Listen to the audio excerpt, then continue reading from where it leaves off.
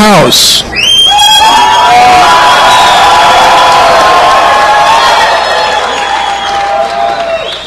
Much better, much better.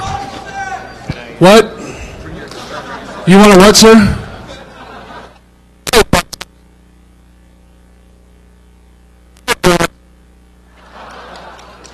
You're German, sir? Why do Germans love to dress up and kick the men in the crotch and have butt sex with scat? Okay, he's ready to go. Okay, we're ready to go. Here you go. Introduce yourself. Okay, can you hear me? Who is this strange man wearing a business suit in Las Vegas? It's me. But I'm a research guy, so I'm supposed to look the part. Anyway, my name is Larry Ponemon, and the name of my company is called Ponemon Institute. And we did a very interesting study on your favorite topic called e-voting.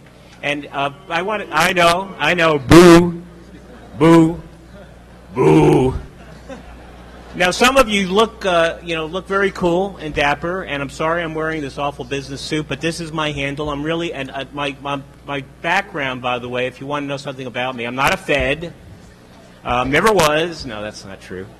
But what a liar. But I actually started off as try to be a musician and I was a hippie. In those days, we had hippies. It's, your parents, for example. I was a sellout! But I still have a Fender. Hey, who said that? Okay, now that we got that introduction over, what I'd like to do is, on a serious note, tell you that e-voting is a serious issue. And quite frankly, we decided to do a study on this issue because we think that the general public, not you wonderful people, but the general public is unbelievably complacent about this whole thing. People just don't worry about it. Are you worried about it? Okay. Do you think that the election is going to be fair? Yeah. Okay. You know it. Go for it. Okay, so now let me just tell you what we did. We talked to about several thousand people in the United States, and we asked them a couple of questions. In fact, some of you participated in the same survey. Bottom line is, what do you think? Do you trust e-voting? Well, you say hell no, but let me just tell you what we found very quickly because I know we're going to run out of time. I don't get a headache by looking at all those PowerPoints. Okay, now what we did is we asked you are the group called Expert. Can you believe it? Hello, experts. Yeah, Expert. You know who you are. Stop being so serious, please. And what we ended up doing is we wanted to find out your overall opinion, and you know what? You think that e-voting sucks. But I will also say that the general population are favorably... Where are these people? Where are they? What are they drinking, these people? God damn! Here's another weird slide. Okay, so what's your feeling about how much comfort or confidence you have? And guess what? You folks are not confident. Little confidence and significantly no confidence in e-voting. And the general population, again, most of these folks who responded have a high degree of confidence. They're not worried. Okay, so based on what you know today, someone's telephone is ringing, kill that person.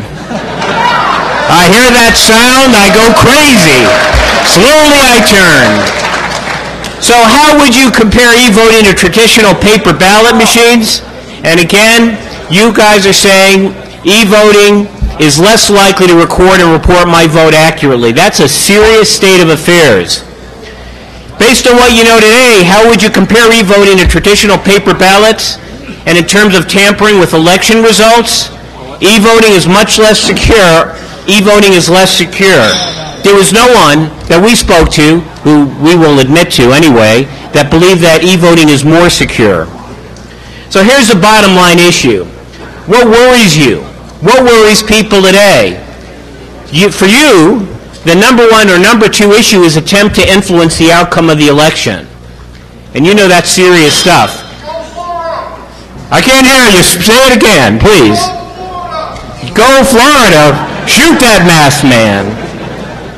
But at the end of the day, that's really the issue. And look, it's serious. That's why I'm wearing a business suit. I'm talking to you as your father would talk to you. And yes, I have my son David, who he idolizes what you do. He's a very, very good kid. But you know what? Bottom line is, this is what I'd like to say. There's David right there, as a matter of fact. No, he is looking. Can you imagine if that was the case and my son was here? I'd lose my part of my body. So anyway, here's the bottom line. It is a serious state of affairs. And really, if you kind of look at it, if we assume that you know more about information security than just about any person in the universe, let's just assume that. Maybe I'm wrong.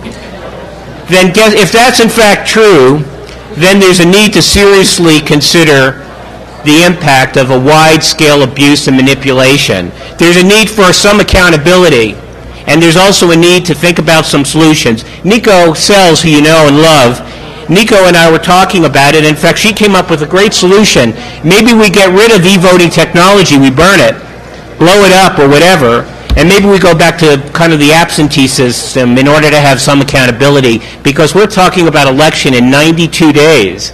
And in 92 days, we just don't have our act together. It's a pretty serious state of affairs. Now listen, we're very lonely people in Tucson, Arizona. That's where this thing is. And if you are interested in any of the work that we do, and we study very cool things. We study privacy, data protection, information security policy. So we do a lot of interesting studies. But if you're interested, you want to get involved, I'm serious, give me a call. So, and please don't hack my system. Please don't. Thank you very much.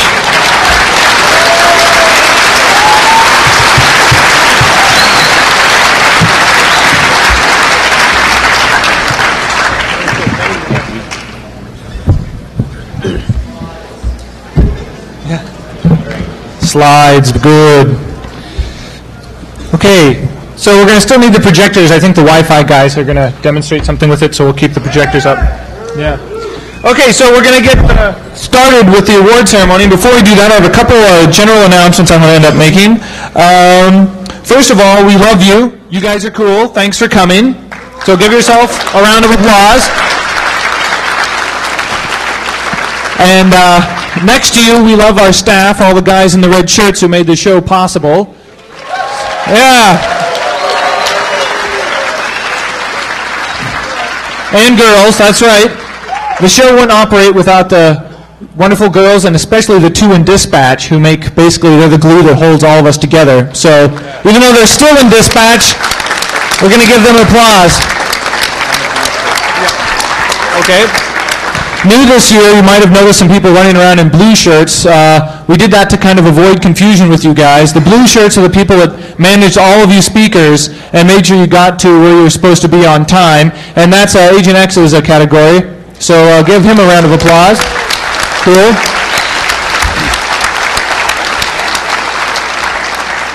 I also want to single out for some special attention the person who really makes things operate here on the ground. I might pay the bills and host the website and do a lot of stuff, but I get pretty busy, and so I count on my right-hand man to make sure that the show actually runs. So you can think of this person as sort of the operations COO, and that person is Zach here. So,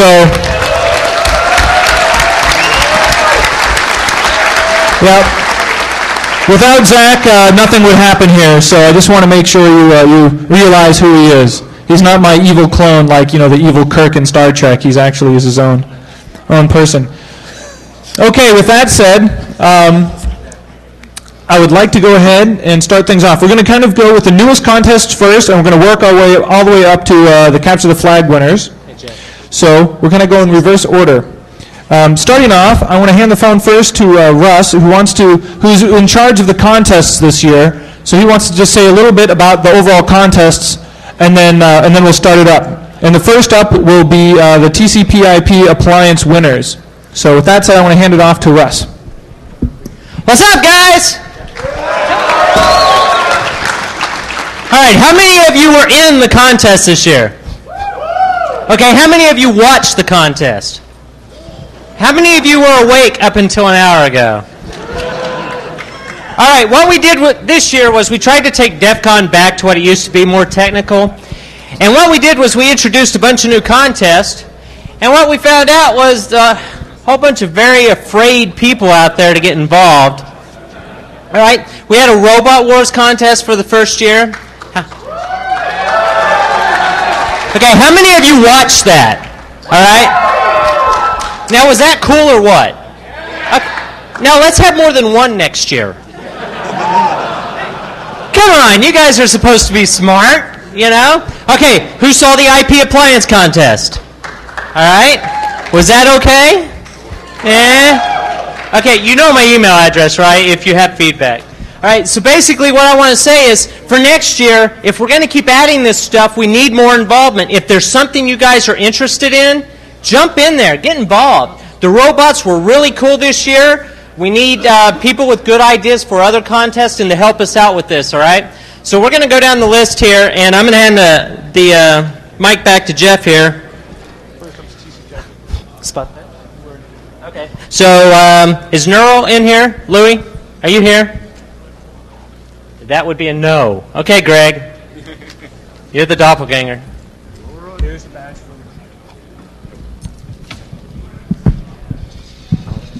All right. For the TCP/IP appliance contest, these folks had to develop some kind of appliance, any kind of appliance that would communicate over the network. There were two entrants for this contest. One entrant was a SCAL, and they communicated with the different functions of the SCAL. And the other one was an IRC connection that they tried to communicate over the network. However, the network was not functioning properly when they attempted to do that. But they put in a great deal of time and effort in getting to the point that they got to, and it was pretty cool, and we encourage more participation next year. There is a prize for second place. That was the IRC team. If you are here, please come forward. IRC team.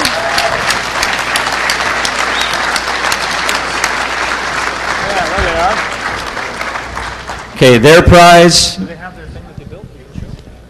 It's multiple pieces. Oh, okay. Your prize is a mini web server. See what you can do with it. Good job, guys. All right, if the first place team, which I believe was just one person, the SCAL team. Do you have the skull? Does he have the skull with him? Do you have your SCAL with you? All right, for them, we have actually a cash prize from the University of Advancing Technologies. We also have a T-shirt for them, as well as the coveted Black Winners Contest winner badge. Let's them in the future shows. Let's them in the future shows. Cash prize from UAT was $50 for this one.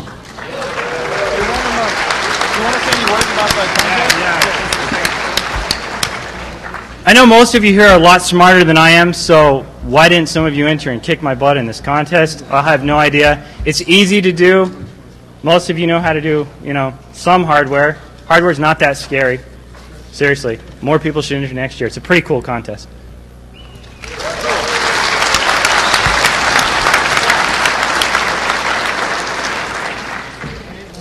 Hey, Greg, we got Ryan behind us, too. Okay.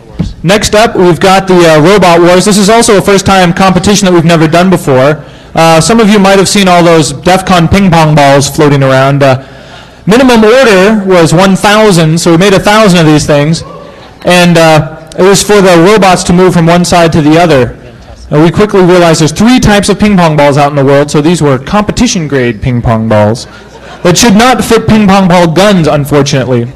So, with that said, I want to hand off the microphone to Blue Boar, whose brainchild this was. He's going to tell you a little bit about the contest and give away the prizes. Thank you. I think a bunch of people came by and saw the competition we had yesterday. Close contest, but Team Irvine were the winners. Thank you.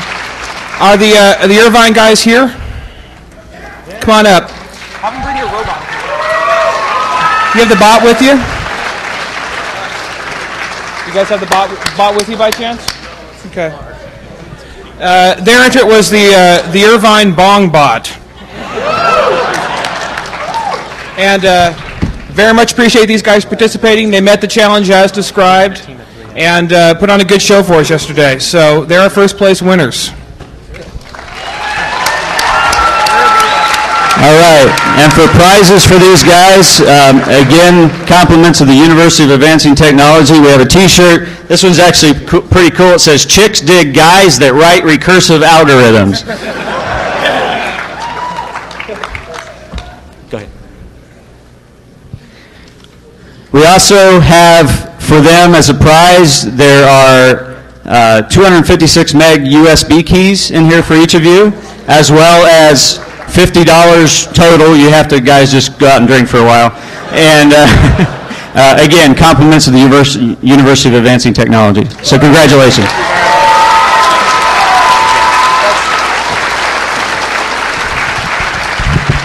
That could have been yours. Okay. Now we're into some of the more established contests. We've got the lock-picking winners. Lock-picking's come a long way in the last couple of years. They've got some cool timers, new locks. They've got a really cool system set up there. Personally responsible with that is going to be Greg. He's going to talk about it a little bit. There's a couple categories. We're going to hear from the winners, kind of their winning technique. And we actually have some of the lockpick contest recorded this year, so we're going to digitize it. We're going to put it online so maybe you can see a little bit of the action.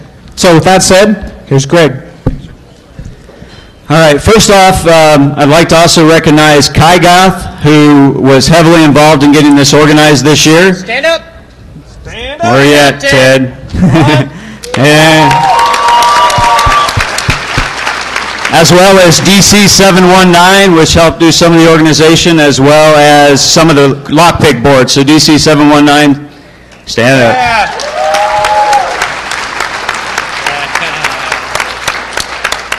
All right, this year we had two categories that we did the contest for. One was the old one, which was the speed contest, and the other one was an obstacle course. The obstacle course is brand new. It was an 8-sided board, and what you had to do was attempt 8 different locks on there, and whoever, 1, got the most locks open, and 2 would be the aggregate time, would be the winner. We had about 10 to 12 people try that particular set. It was very challenging. Those were really hard locks that were intentionally put on there. And so we did have some winners with that as well. So I'll start with third place for the obstacle course. Third place was Northland.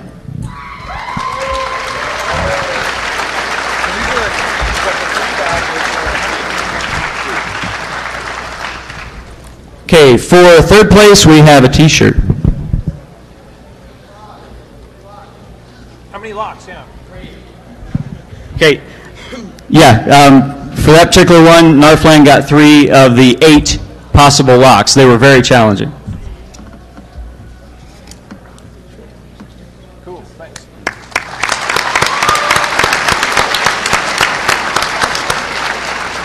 Second place, also with 3 locks, just a little faster time, was Grant. Grant, if you're here.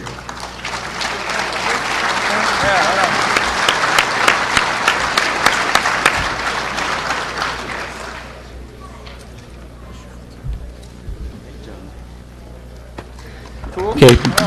The shirts were compliments again of UAT, and we really appreciate our sponsors of the prizes. All right. First place for the obstacle course is actually the returning champion of last year from the speed course, Q-Mark. Yeah. Q-Mark got 7 of the 8 locks. And he was within probably minutes of finishing the 8th lock before he got kicked out of the room last night. So did a really great job, tremendous effort on that. What we have here, we have $50 from the University of Advancing Technology and a USB key. We have $50 from Security Horizon to Fry's. There's those two. We also have more T-shirts than you can shake a stick at, so hang on.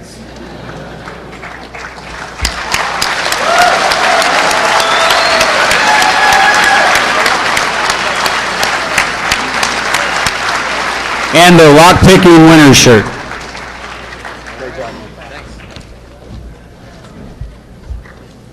All right, now for the speed contest. There were 25 people that started this contest. We had 3 of 8 actually finish the semifinals. We had some very competitive locks on this, and the folks that got to the finals did a tremendous job to get there. In order to make it to the finals of the speed contest, they had to, 1, be able to break into your home. Okay, break into a hand knob lock. The second round was actually a deadbolt lock. The third round was a door, literally a door that they had to do the handle lock, the deadbolt lock, and they had to do a padlock as well. And the finals was that same combination. The padlock was actually a tremendously hard padlock. Some of them got it, some of them didn't, but they all did a great job. So to recognize the top 3, we have a few prizes there as well. Third place on the speed contest, Narflan. Yeah.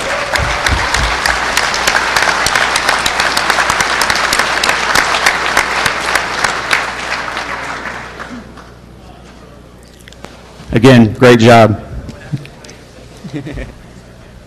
Oh, that's a good point. Sorry.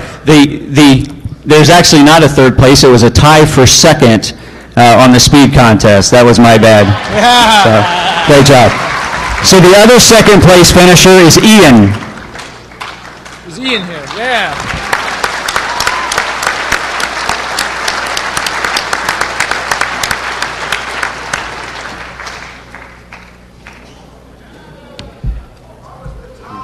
Great job. What was the time? What was the time? There was no time because we made it so hard for them they couldn't finish. That's why they tied. That's why they tied for second. However, I do want to mention that the folks that made it into the finals, there were 8 people out of 24 that had to make or that made it into the finals. In order to make it into even the semifinals, they had to be able to open a lock in 13.5 seconds or less. So, does anybody feel like their house is safe now? Not me. Okay, first place for the speed contest. Actually, a newcomer this year. His name is Lemon Jello. Lemon Jello.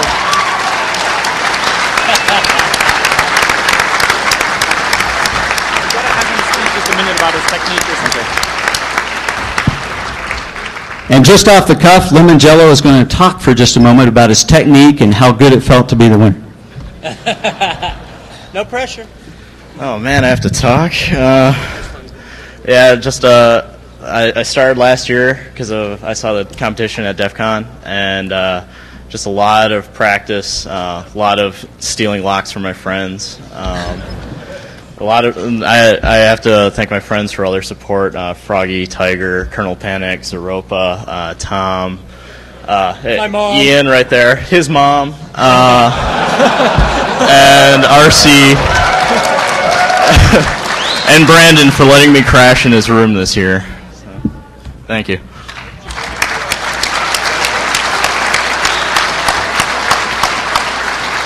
Okay. Lemon Jello actually did have a time on the finals. It was 477 seconds, I believe. And with a very difficult lock on that board, that was a tremendous time. Okay, for Lemon Jello, we have $50 in cash, a USB key, and some T-shirts. Again, compliments of University of Advancing Technology. We'd also like to thank Jinx for a couple of the shirts that we have as well. You also get a Fry's $50 gift certificate from Security Horizon.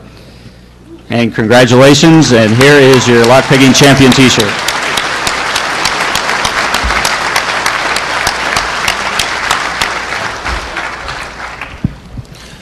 Right on.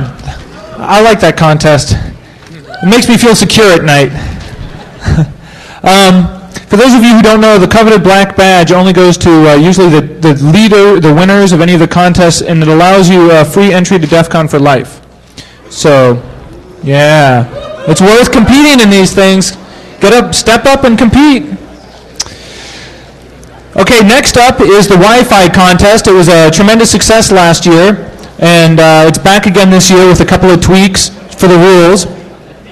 And Dave Moore is the person who's put it together again for the second year. He's going to get up here, tell you about some of the stuff that happened, and hand out the prizes. So if Dave is around, right there, here he comes. Dave. Oh. Thanks, Jeff. Shall I proceed? Yes. I'm Dave Moore. I invented the Wi-Fi Shootout contest last year, and the event has taken off beyond my wildest expectations. However, this year I realized, I think you need to hook that up back there, don't you? Oh, is it? I'm sorry. I'll keep talking. This year I realized that I was going to need a tremendous amount of help. Otherwise, the contest was not going to take place. So I asked ASL Rules team, they were the overall winners in last year's competition, if they would run the contest this year. Thank you. They agreed to do it, and it is because of their help that we are here today. They've been a spectacular group to work with, and over the past few months I've also learned that they are much scarier hackers than I had originally thought. So this year, instead of competing, they helped to secure sponsors, ran the contest in the field, and I thank them with all my heart. I also want to thank Jeff Moss and the DEF CON staff for allowing us to hold the contest in conjunction with DEF CON. They've been good to us, and I hope that our contest has contributed to the overall DEF CON experience. Thank you, sir. The basic rules of the Wi-Fi Shootout contest are simple. Set up a pair of computers, get an 802.11b Wi-Fi radio working on each one, and then see how far apart you can get and still maintain a connection. Contestants submit to a very stringent distance verification process, and it's a lot of fun to see these rigs work. I need to thank our sponsors. Our premier sponsor, Wired Magazine. Thanks, Maya. Also, Assured InfoSec, Jeffitech, Anise & Associates, ConfigureSoft, Symantec, Pasadena Networks, Netgear, O'Reilly Books, Broadband Wireless Exchange Magazine, Jinx Gamers, Geeks, and Hackers, with the coolest shirts in town, Wireless Fidelity Magazine, and Exchange Magazine. Without our awesome sponsors, this contest would not have happened. I also have to thank our contestants. They traveled a long way to get here. They worked hard and they slogged it out in the desert heat, the wind, which was brutal yesterday, the direct sunlight, which I cannot take, and they are to be admired. One team in particular is to be applauded because they achieved what we believe is a new world's record in their category, about which you will hear more after I turn the microphone over to Ben of ASL Rules. Thank you very much.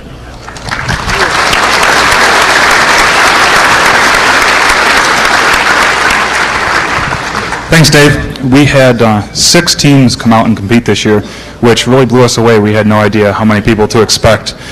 We'd like to thank Rangebox, 4DI, Bang SXE Crew, Turbo Crew, Seattle Wireless, and PAD for coming out to the desert this year.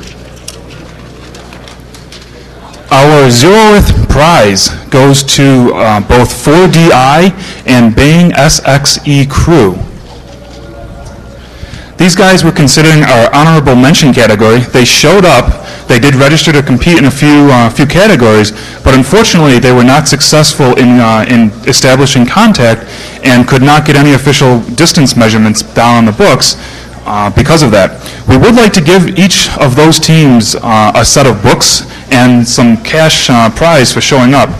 We do have a lot of O'Reilly books here. We have SSH, the Secure Shell Handbook, Network Security Hacks, Network Security Assessment, and the Linux Security Cookbook.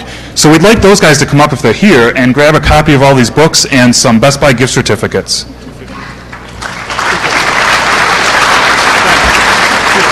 Right here? They don't appear to be here. We've got $250 for each of those teams in Best Buy, gift certificates, and books. I guess hopefully their email addresses are accurate. We'll get them to them later. Just for showing up! Yeah, they didn't even establish a link here. More people, come out next year, please! So that was our Zero-With prize. Here's our first prize we're going to award. Our commercial amplified antenna category. Basically, we had 4 categories. Take commercial antennas on both ends and put an amplifier on them. Establish a link. That's one category. Take commercial antennas, don't amplify them. Establish a link. That was the second category. Take at least one homebrew antenna on at least one end and amplify it. That was the third category. Take at least one homebrew antenna on one end and don't amplify it. That was the fourth category. So here we actually had some people competing, but we can't award a prize because we didn't get any official distance measurements recorded. We're going to now proceed from the shortest distance achieved out to the greatest distance achieved. So the next category we'd like to provide an award for is the most innovative antenna. And that goes to Turbo Crew with 0.82 miles. What you see here is an assortment of cardboard, duct tape, and if you're familiar with the shield or the shiny shields that people put in their windshields of their cars to keep the heat reflected out, that's what this antenna is made of, and that's really cool. They achieved 0.82 miles with it. It was not amplified, but we'd like to give some prizes for that. So we're going to give them a stack of O'Reilly books. We have an additional one in their pile called Hardware Hacking Projects for Geeks. We have some antennas from Pasadena Networks we'd like to give them. We have some Jinx Hackerware. Now, I don't know for sure here, but it's my understanding we're giving them a t-shirt and a pair of ladies' panties, and someone told me they want to see them demonstrated or modeled. We're also giving this team $500 in Best Buy gift certificates, and we're going to give them a copy of Wi-Fi Toys in the Backyard or Down the Street. This is War Driving. There's a bunch of more words on here. I'm sure you can read them on your own time. Are the ladies who showed up in the desert this year here? Oh, they're coming up.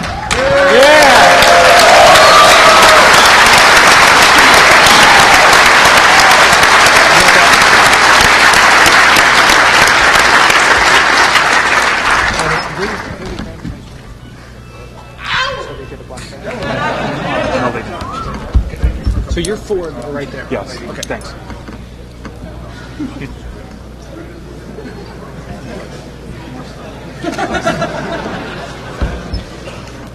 These ones say, want a fork with parentheses, you know, the Unix command. So, we won't hold you to it. But is that everything? Books? We got the books, the Pasadena antennas, the Jinx Hacker. Yeah, you guys were building your own antennas out there from scratch, so we decided we'd help you out with some hardware here. Okay, the next longest distance achieved was the commercial category, commercial antennas with no amplifier.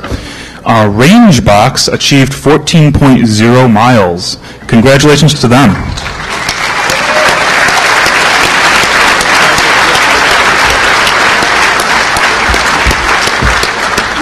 I would like to mention something about the picture you're looking at.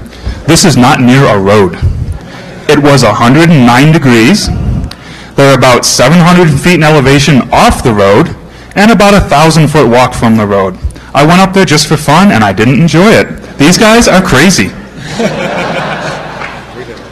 For them, we'd like to give them the pile of O'Reilly books, the extra book that was just recently published, I believe. We have a $200 gift certificate to CCNY, Computer Connection of Central New York. They're basically a sun shop. They have a lot of cool sun hardware and really good prices. So we'd like to give that to them. We have a Jinx Hackerware shirt or two, I believe. And again, we have $500 in Best Buy gift certificates for them. Please give them a hand.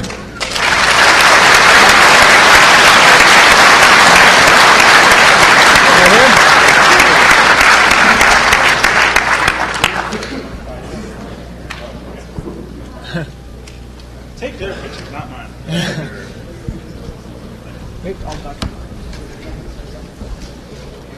I'm to be in there too. Okay, so here's t-shirts. They also have some. You should ask how much water moss they have. We went down a lot. Yeah. Right on.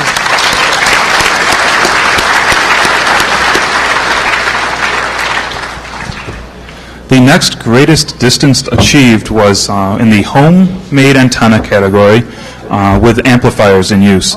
This particular team, PAD, built antennas on both ends, so both ends were homebrew, and they used amplifiers on both ends for this particular win. These guys are not about 700 feet in elevation, they're only about 500 feet, but I'll still give them credit for hiking up there. I don't know if you can see much in this picture here, but that's all steel construction, and I'm glad I'm not the one carrying it up in the mountain on 109 degrees. That is homemade. So these guys actually have aiming equipment on this thing, and if you think this is impressive, wait until you see what's on their trailer. These guys drove from Ohio, and they have a trailer with, correct me if I'm wrong, a 9-foot 4-inch diameter dish mounted on the top of this trailer, which they're happy to drive down the road at 55 miles an hour. I wasn't very near them when they were doing that. They also have aiming equipment on that dish, and these guys were really cool. They started out by achieving a 5-mile link to get something on the books. Then they went out to about 14 miles, I believe, and then they went out and toyed around at 30-some-odd miles, and then they decided to get serious. And these guys, I don't know if anybody remembers, but last year was the grand prize went to 35-some-odd miles. These guys started driving down the road, and they looked at Topo USA, which is a software program, and they called out some coordinates, and we said, well, if they're actually going to achieve this, we better head down the road ourselves. So we rented an H2 this year, and it's a good thing we did, because we ended up going down a dirt road for several miles, and it was a lot of fun driving the H2. Anybody should try it. And it ended up, these guys got out in the field very near the end of the competition and achieved successfully in this category 55.1 miles.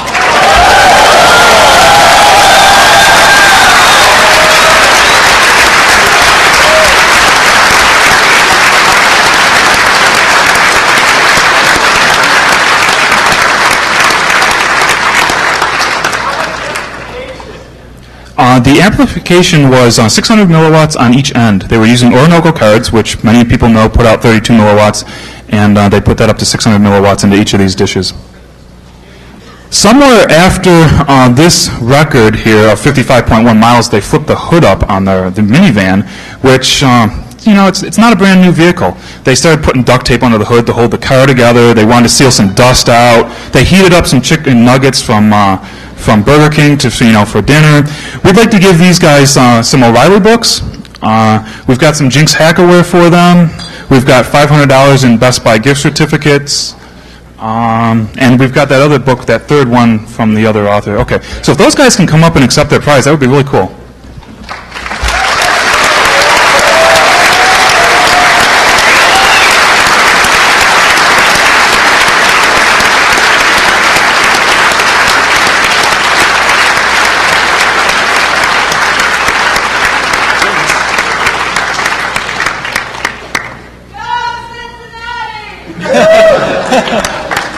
Don't let these guys sit down yet, because after they achieved this distance, somebody had the silly idea, well, hey, we're using amplifiers, let's take the amplifiers out.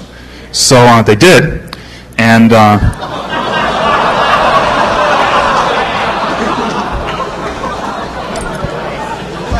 it is my distinct pleasure and honor, on behalf of the entire DEF CON 12 Wi-Fi Shootout team, to announce to you a brand new world record for the greatest distance achieved for an 802.11b network with no amplification, 55.1 miles.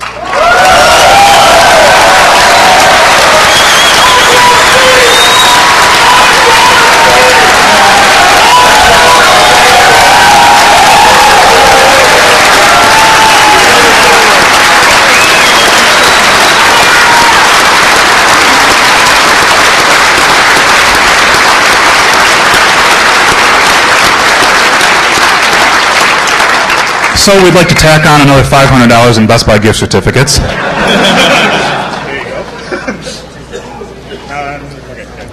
And And what the heck, we'll give them some Netgear hardware we got donated from Netgear. Yeah, access point, PCI card.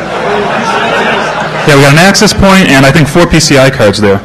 And according to the contest rules, we have to give out a prize for the greatest distance achieved in the entire contest. So why not? 55.1 miles, no amplification. Give them another $500, please.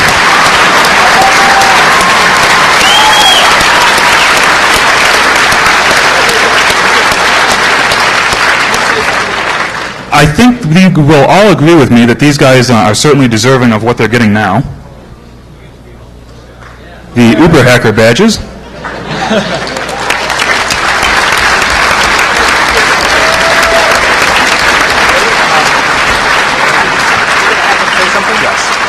me also announce, I don't know if they're bands here. The guy that drove them all over the place. There's a badge here for you as well. Outside. Okay, well, I'll give you both of them.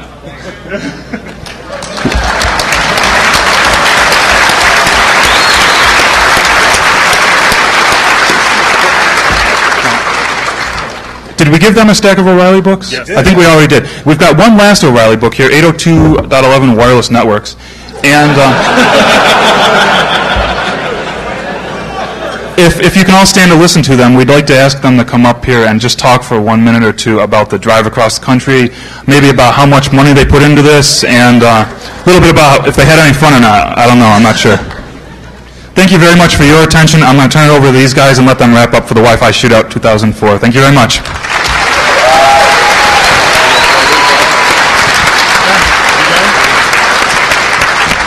Okay, well, about 19 days ago, I guess, we were surfing on the web after a business plan we had created fell through. We were going to war drive around Cincinnati and find unencrypted wireless access points, and we knocked at people's doors and asked them if we wanted to encrypt them. They just got all freaked out and slammed the door. So we were searching for other things to do with the equipment we had just purchased and built. We had some Kentana Yagis and stuff.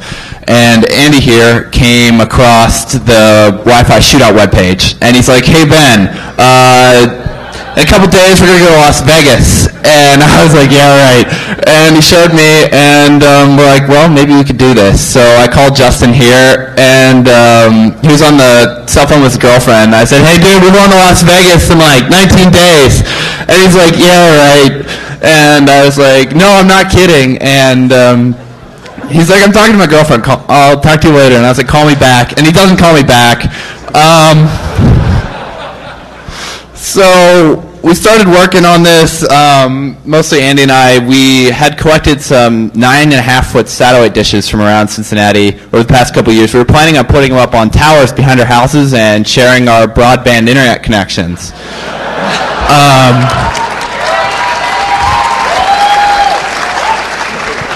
Due to complications and parental restrictions, that never happened. But we still had the dishes laying in our backyards, and we're like, well, what the hell, why not? So we got them out. We started building feeds for them. We started with a biquad that didn't work out because it didn't illuminate the whole dish. So we switched to a patch antenna and built that up, did all the calculations to figure out how far out it needed to be, and then we started building the mounts that you saw on the pictures. One of them was designed, the one that was mounted on a trailer was actually designed to fit in Andy's pickup truck,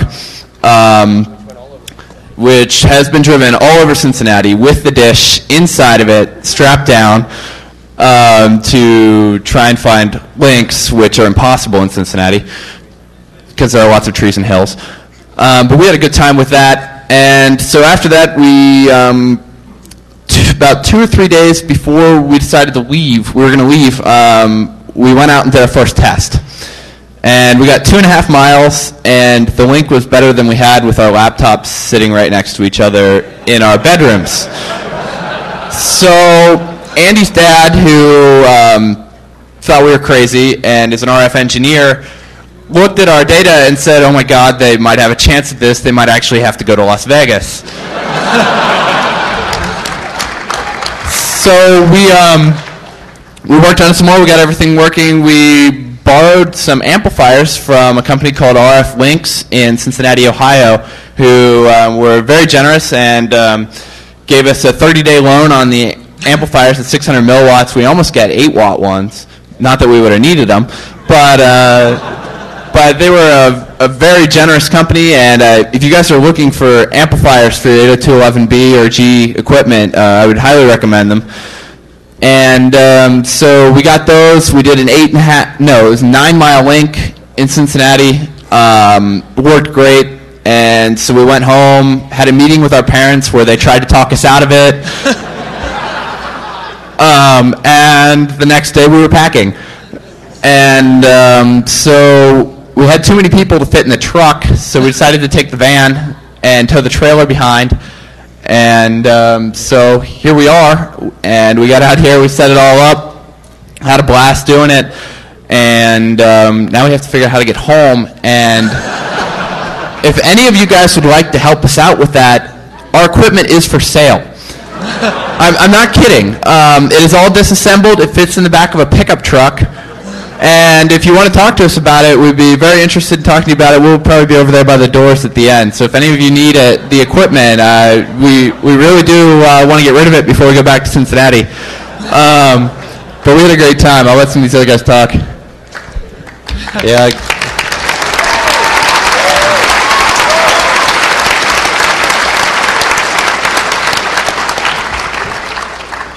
It was kind of a crazy idea, but it worked out in the end. And we put a lot of hard work in, especially working around our other jobs.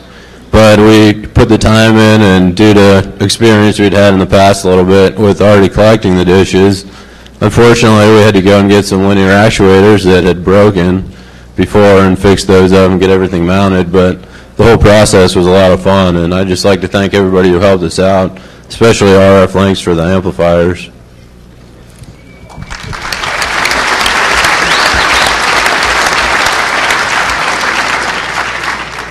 I just want to say to anyone who's interested in competing next year, do it. It's a lot of fun.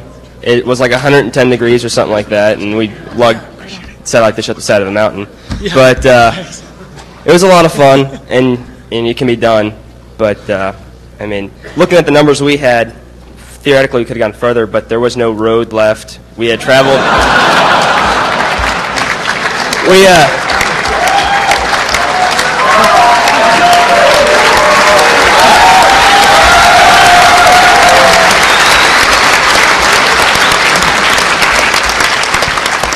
So we might be building some bigger dishes and trying to go further, but we'll see what happens in the future. And like I said, if anyone is interested in doing it, it's a lot of fun. Come on out.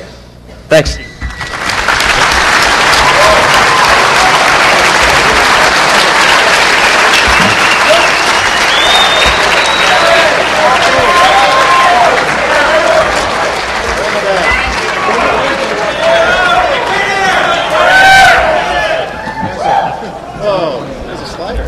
We'd also like to thank the ASL Rules team for all the work they did in the organization and setting up a crossband repeater that worked when our communications didn't. So we'd really like to thank them.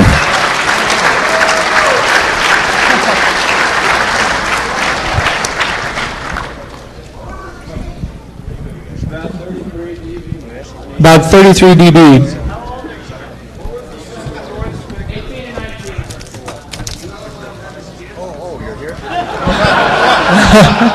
Do you ever plan on having kids?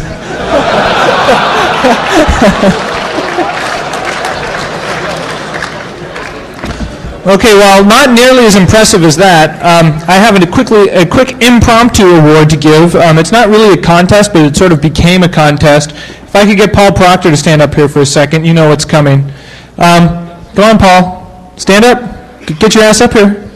So Paul's having dinner with this guy, Nick Farr. If you're out there, Nick, you're going to be put on the spot in a second. And they're having a burger at the old In-N-Out Burger. And for those of you who live in a location that doesn't have an In-N-Out Burger, you can realize how important it is for us to get to an In-N-Out Burger while we're in Vegas. So Nick Farr pulls up, and Paul Proctor pulls up, orders a burger. Nick Farr says, "Hey, that sounds good," and orders a 10-patty burger. And eats it. And And he looks up at Paul and says, I could probably do 20.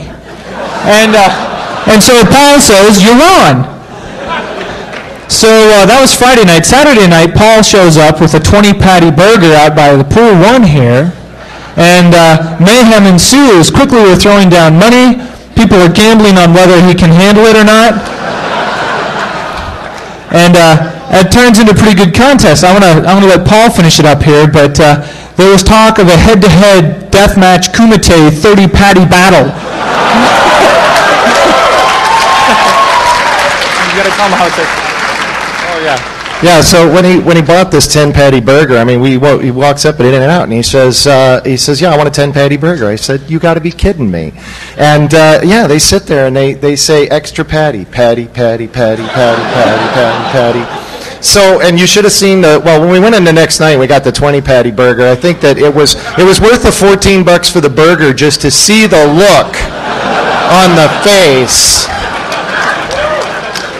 And I'll tell you honestly, we're considering a contest for next year. Now we do not know what this contest will look like, but it will probably involve a lot of cow.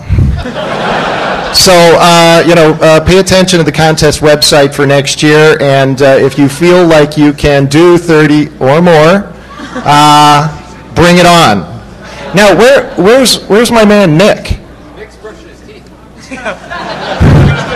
I cannot believe what X just told me. He says Nick is brushing his teeth. Probably still from that burger.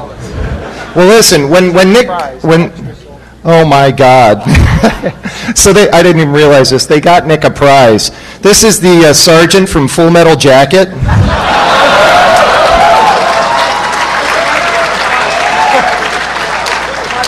All right.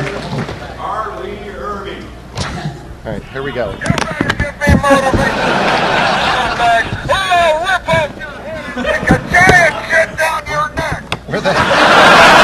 that coming through? Fuck with my button again and I'll punch you in the snot locker so goddamn hard. So you're all going to have trouble because Nick's got motivation for next year. When he is not here right now, but he's on his way? Here he is.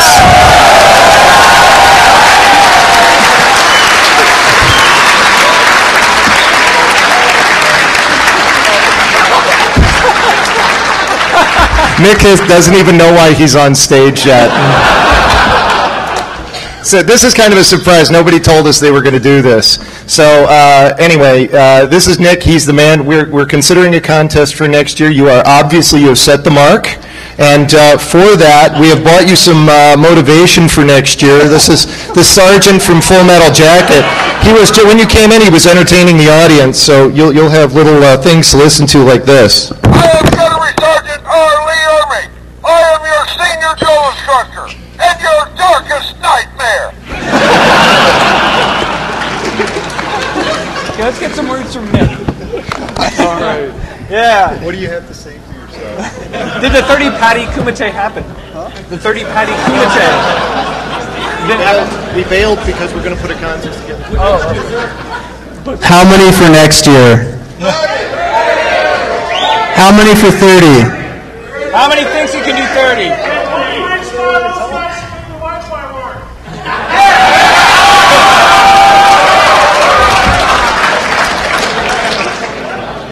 Okay, so I used to live in California. Oh, hell no. You're going to put Tabasco or something and make me throw up. So I moved back to Michigan after living in California for 2 years, and I hadn't been to In-N-Out in almost a year. So, Proctor, me and a couple of the other speaker goons decided to go there. And, I know the whole secret In-N-Out ordering, foo, all of that. So I said, yeah, just give me a 10-patty animal burger. So they give it to me. Proctor, he looks and he's like, they can do that? I said, yeah, they can do that. So I, fiending for In-N-Out, I hadn't eaten anything all day. So, just chowing down. I finished it before he finishes his double-double. And so he gets the bright idea, you think you can do 20? So he says, yeah, we've got your 20 patty burger. I'm like, I didn't order this. He's like, no, come over to the pool. I'm like, okay. So we go over to the pool, and then this crowd, out of nowhere, envelops. M from LA was just getting crazy, taking bets. How many for? How many gifts? How many for? And there was this like pile of cash in front of me, and I was just, enjoying my dinner, and it was all good. So are you guys trying to tell me you want me to do 55 next year? I'd say 30 is plenty. What? Where's Humperdinck? Yeah.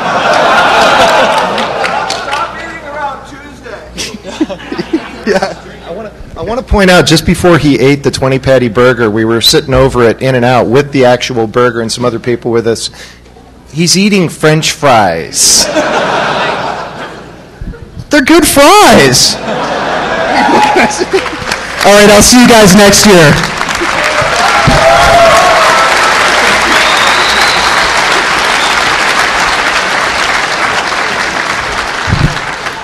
Okay, now we're into the liquid category, Coffee Wars.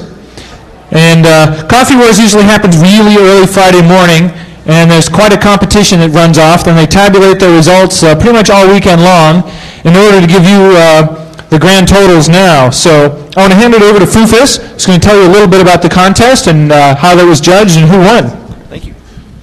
Well, once again, Coffee Wars was just a monstrous success, and it's an honor to be up here yet again sharing the excitement. Before we present our grand prize, I'd like to touch on a couple of highlights. This year, we did not have to turn anyone away, which was great. Last year, we had some capacity planning troubles, and way more people brought coffee than we were ready to handle. And then this year, as always, the Alexis Park staff came through for us. We needed a big garbage can with a liner in it, and they were right there on the spot, and once again, were great. And we didn't confuse them this time. Usually, they're a little leery that people are setting up coffee pots, but it was all taken care of. And again, once again, as always, the DEF CON staff were great. Thanks to Dark Tangent, Black Beetle, Russ, and Pyro. It was the smoothest running show that we've had. We got started a little late, but everything was as it should have been. We also need to recognize the staff, who are the heart of Coffee Wars, Alice and Mad Hat, who kept things running smoothly when the rest of us got confused. Shurdlu, once again, as always, was the core organizer, the keeper of the equipment, the master brewer, and also the coordinator of shirt acquisition. As a side note, the proceeds from Coffee Wars shirt sales were all donated to EFF.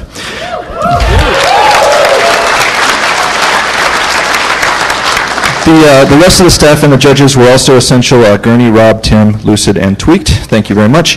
Coffee Wars wishes to extend a special greeting to Jay Dyson, who was unable to be with us, but sent some really good beans. We're thinking of you, man.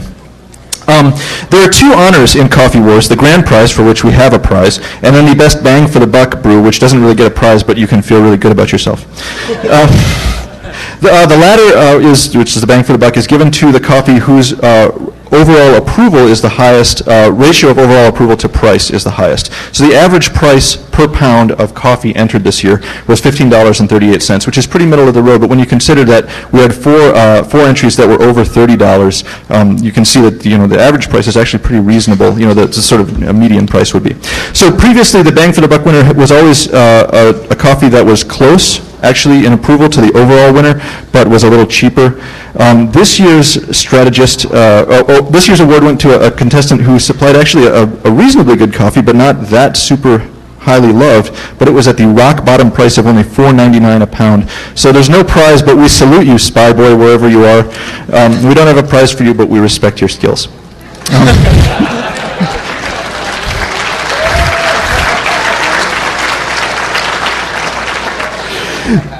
This year's winner is an expensive coffee, but not the most expensive. Entries from Jay Dyson and God-1 and Decula all surpassed it in price. But the winning coffee was the winner by a wide margin, a full 16% ahead of the second place entry, which was from Jay. So both of those coffees, Jay's and the winner, were from the same plantation, and our winner had found a way to acquire the pea berry instead of the regular bean, and also had FedExed it to himself from Jamaica for maximum freshness. So damn, that was some fine coffee. So our prize this year is the same as last year, courtesy of Van Hall, one of our judges. Thank you very much, sir. In terms of sort of street or market value, but we also have an additional honor that it makes it all the more precious. It's a shirt. Can you hold this up, Mad Hat? That says the Coffee Wars champion and commemorates that. So, oh yes, and the back says Jamaican Blue Mountain for the 5th year, but who's counting? So our winner, is no stranger to Coffee Wars Triumph, and instead of this one-of-a-kind shirt is is going to let the world know of your victory, sir. And at $29 with an overall approval score of precisely 8.0, the winner is Jamaican Blue Mountain Wallingford Estates from Peaberry from Hook. Hook, are you here?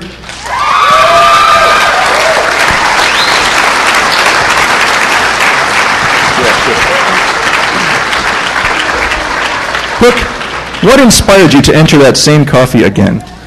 Seeing you guys at the end of the match. No more. Thanks a lot. Enjoy. Congratulations. Props going out to 916, baby.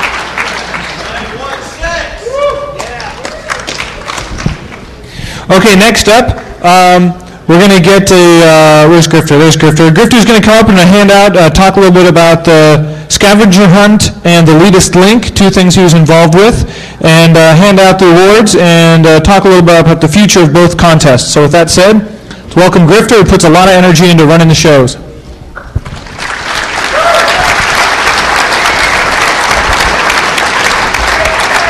Thanks. I'll start off with the elitist link. This was the first year for the elitist link. We had a couple of technical difficulties that kept us from showing its full potential, but on the second night I think we had a really great time. We had a good turnout and more people kept showing up as the night went on. We had two different hosts. The host for Friday night was Sleestack, if you're here. I guess he's not here. And the host for the second night was Disobedient. Are you here? Anyone? No? I guess not. Anyway, so we went through a phenomenal amount of questions. The questions were generally technical, but we threw in a lot of things like Simpsons trivia and stuff like that for people who just wanted to get up on stage and have some free beers on Jeff. We had a really great time, and we understand that a lot of you have expressed that you like team-structured games rather than individuals, while the other half of you like being up there as an individual and competing against your friends. So next year we're thinking about doing a team game one night and then an individual game the next night. Wynn has expressed perhaps bringing back Hacker Jeopardy for one of those nights. So we have a whole year to plan, and we will keep you posted, so keep looking at defcon.org for details. So after several rounds and into the final round with some absolute insanity on the part of Humperdinck, Flea, Humperdink's brother, who screamed the entire time. Phenomenal lungs on that man. But the winner of the first round and then eventually of the contest on Saturday night, our first elitist link is Vicky. Vicky, if you're here. There she is. Yeah, Vicky. And we have a DEF CON leather jacket, the coveted leather jacket, and a black badge for Vicky. So. Ask her what her strategy was.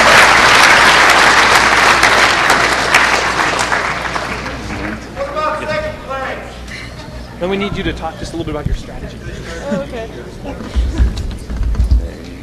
Well, thanks everybody. After losing Hacker Jeopardy so many times, it feels really good to finally have the black jacket.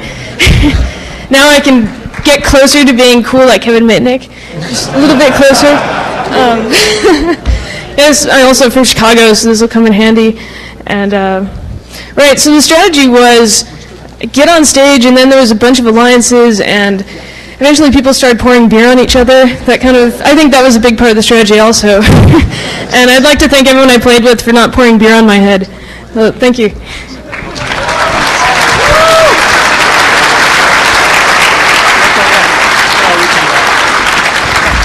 I'm going to steal a couple of seconds before I talk about the scavenger hunt, just to mention real quick, it's not a contest, but DC 801 and rootcompromise.org is the group from Utah, and we wrote all the questions for the Leadus link, and then we also do the DEF CON movie channel. I hope you guys enjoyed the DEF CON movie channel this year. We'll be back again next year, and we will be putting up a suggestion script on defcontv.org for anything you'd like to see changed, things added, and what's that? Yeah, and you can submit filler content and things like that. My email address is pretty easy, grifter@defcon.org. So if you have something, send it to me, or send it to grifter801@gmail if it's a gigantic file. Now, on to the scavenger hunt. Due to doing so many things, gooning, speaking, yada, yada, yada, I was away from the scavenger hunt table quite a bit this year and didn't get to see the insanity that ensued as much as I would have liked to, but one of the 801 crew will come up here and let you know all about it. So without further ado, here is A.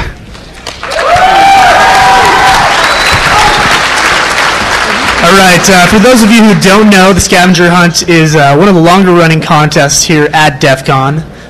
DC 801 and Root Compromise, we've been doing it for, is this our third year there, Grifter? Yeah, third year.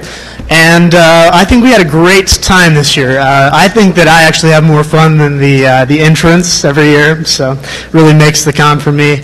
A couple example items. My favorite was the drunken, what was that? No, the lingerie was enjoyable, that's for sure, a lingerie show. But the Drunken Whore's Keg Tap, it was stolen last year, so it was an impromptu item. And so this year we made it, you need to bring it to us. So one team actually did talk them out of it.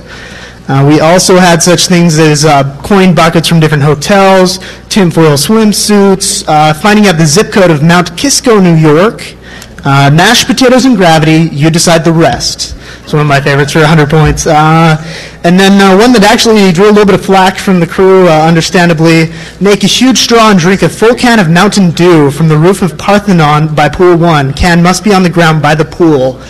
Two teams, as far as I know, completed this. About 30 feet worth of tubing from one team, and then it was at least 30 some odd straws, electrical taped together for the other. It was quite the sight, and it took probably 10 plus minutes and a couple of people on each team to get it done. So we have video. We're going to try and get it up here as soon as we can. It'll be on scavengerhunt.org. And yeah, so go ahead with the awarding of the prizes. We have prizes donated by, I think, every vendor. These guys are always great to us every year. They hook us up, or rather they hook the winners up. So third place with 2,056 points is Hot Broccoli. And if you guys would stand and wave, and yeah, we'll actually, the only all-female team, so, and they kicked major ass. So if you guys want to grab your prize box afterwards, just grab me.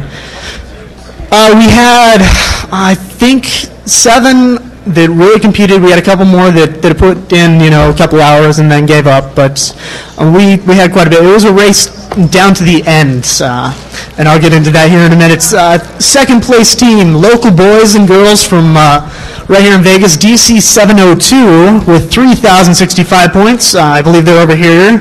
Go ahead and stand up, guys, wave. So, much love to the local guys. So, and then in first place, we left on an item semi-purposefully that didn't have a limit on it. It was tabs off of soda cans, 1 point each. And this is actually for a charity, the Ronald McDonald House. And so we thought, it'd be a good item to do. And the Corps of Social Engineers brought in approximately 7,000 plus tabs off of cans. My bad. 8,500 some odd. I'm sure that they will tell you the exact number if you want. They almost won without them, I must say. They played a very good game. It's the winning teams, or the people from the first, the second, and the third place teams from last year all got together and came and kicked some ass. So, where did you guys get them? Yep, okay, so DC 702, get your prizes afterwards. We got a box full of cool swag. And then DC 702, 5 team members, come on up. We've got a special prize for you. The Corps of Social Engineers, a.k.a. Exodus.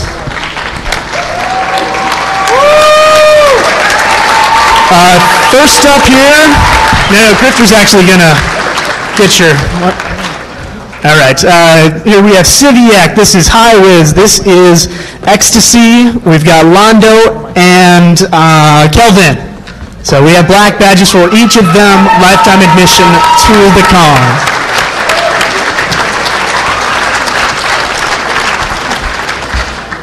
And if one of you wants to be the spokesperson, then come on up and let us know how it worked. So once again, thanks for a great con. Thanks for DT for letting us do this and raise hell every year. All of our sponsors. So scavengerhunt.org will have the final scores, the breakdown, and some media here in a couple weeks. So, Civiac. Thanks, guys. Is it just me, or does that table have the finest hair in all of DEF CON? Between A and Grifter, these guys are hot. It's been 5 years. It's been a long time. I enjoy it. It's one of the only reasons I keep coming back, that and the free booze. I'd like to thank Spackle, Blossom, High Wizard, the entire team, all the DEF CON staff, every last one of the goons.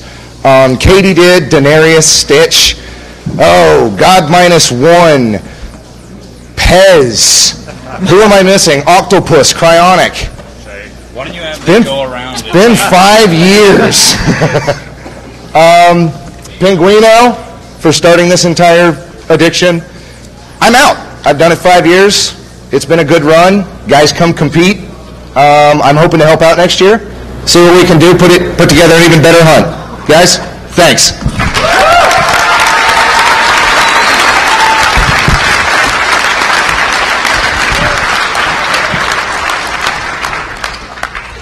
Okay, we're coming in toward the end here. There's only 3 more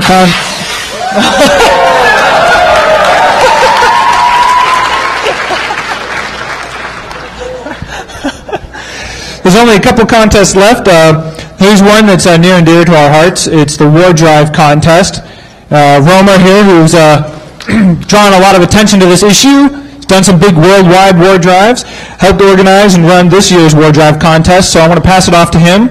He's going to tell you a little bit about how the contest has changed over the years and who the winners are. So here you go, Roma. Thank you very much. Basically, what we have done in the past is just have everybody drive around Las Vegas and try and find as many access points as they can in a real short period of time. We kind of decided to change things up this year, and rather than do that, we were going to let people drive as much as they wanted to. And some people really, really drove a lot. I think the person that won ended up driving about 60 hours this time. We also decided that because most people were not going to be willing to invest their entire con experience into driving around Las Vegas, we put in some mini games, and I'll talk about each of those a little bit as we get to them. First of all, I want to get a couple of people to come up here and be recognized. Renderman, One Master, Renderman, yes. Renderman, Pantera, One Master, and One Master's partner, whoever he was. All right, one of the games that we had this year for the mini games was called Tag, which was basically, oh, you know what? I totally spaced on something. I forgot to thank the contest staff who really kicked ass this year. They were working nonstop, and they're all standing and sitting right over here. Aaron, Thorne, Medic, who is out here, Dara, who was our running man, we'll talk about, and me. Oh, and Converge, Jesus, Converge. For those of you who didn't know, Converge basically spent his entire DEF CON trying to score these the drives because size of the files that people were dumping were so huge. So, thanks, man. I'll buy you a beer or something. Now, back to the tag game. These 4 guys were on 2 separate teams for the tag game. Tag was sponsored by Fabcore, and they gave us some outstanding prizes. What they needed to do was find an access point that I had located somewhere in the Alexis Park that was transmitting on low power, and then there was a Windows 2000 box sitting behind it that they basically needed to own well enough to be able to drop a text file on the desktop. I really thought that by giving them 3 hours they would have enough time, especially when they found the access point itself within about 7 minutes, and then proceeded to spend the next 3.5 hours beating against the box and not being able to get into it. But wait, there's more. We were sniffing all their traffic, which will be available on the website.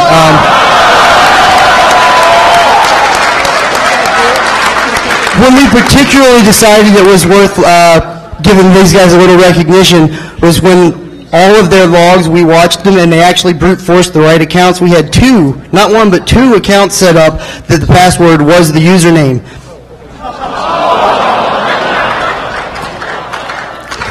Homeland Security should be very afraid. But because they did work their ass off for that long, I decided to go ahead and give them the prizes rather than try and take them home with me. So, Aaron, if you could help me out here. The prizes from FabCorp this time around, and you can split them up however you want to in these, are a Orinoco card, a 5 dBi Omni, pigtails, and a 5-watt amp. Lit it up and enjoy, gentlemen. And go sit down. Some of you will be back. Actually, Renderman, why don't you go ahead and stay up here. We'll go ahead and, one of the other games we did was called Fox and the Hound. That was basically, we had an access point set up off-site away from the Alexis Park that was transmitting on low power and was only broadcasting for 15 seconds out of every minute, and then it would go out offline. The goal on this one was to actually physically track this one down. The winning contestant, who was Renderman, had to actually find the hotel room that it was in and walk up to it and knock on the door to win. And we gave 3 hours for that, and Renderman owned that in 35 minutes. It was a fantastic job. So I figure, yeah, his partner, come on up. You probably all saw Renderman walking around with the render rig. Renderman's partner on that one. Yeah, hold it up. Renderman's partner on this one was Deviant, and you guys really did a great job. I figured after a little humiliation for Renderman, I deserve to go ahead and recognize the work he did that was good. Do you have anything that you want to say? Well, originally Panthera was going to be my partner on this, but we had a polka-related accident at the German beer house, so he was really unable to walk. So Deviant here stepped up. This rig was sort of a last minute idea. It worked really great. I will be posting designs and everything. The hotel staff at the Amerisuites, thank you for not throwing things at me or like getting security guards on my ass walking through the hotel with this thing. And thanks to Thorn. I just want to know why you didn't have any cold beer for us in the room when we came knocking on the door. So. Sorry. That's it, I guess. Let me give you some prizes. This contest was sponsored by both NetStumbler and Michigan Wireless, and we have for you guys 2 24 dBi Voggies and 1 5 dBi Omni. So enjoy.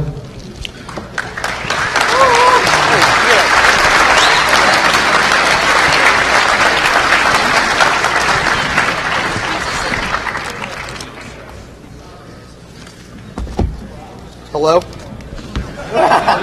No, I'm a little busy right now. Say hello. No. I'll call you back later.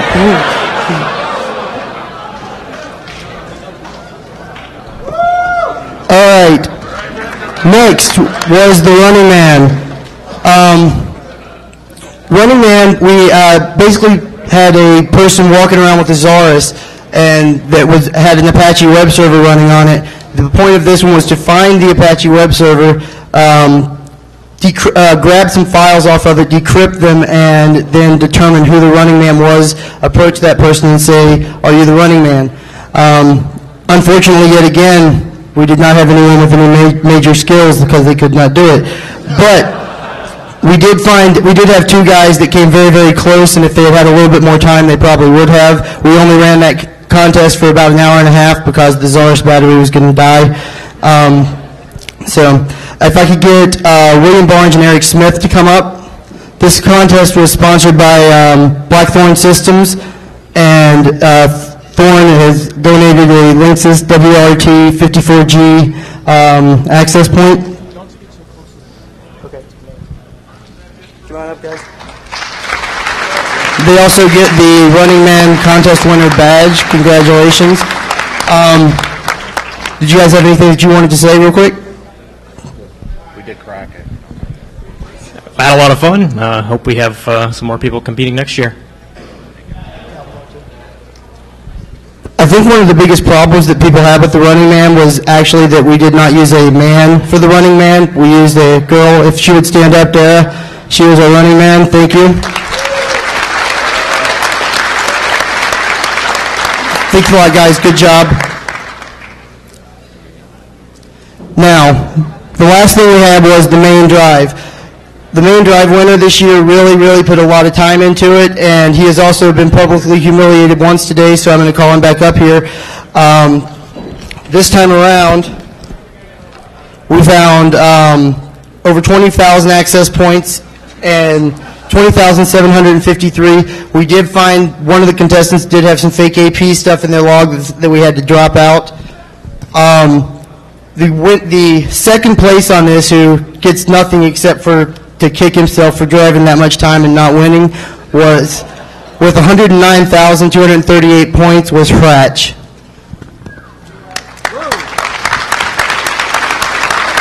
Which basically means that the only other person that's actually insane enough to drive around Vegas that long and win was with 128,876 points, one master. Come back up.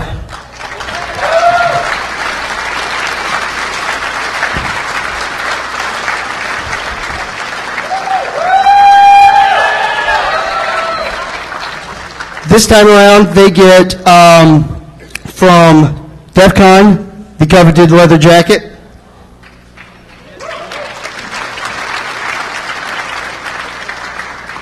The coveted black badge.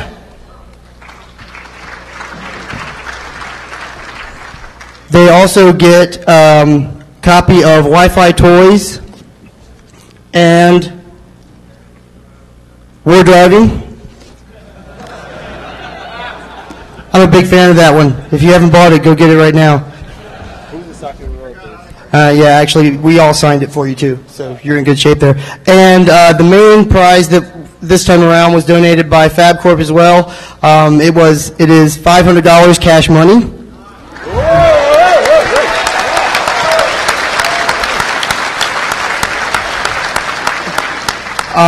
Andre, would you like to talk a little bit about your drive? Well,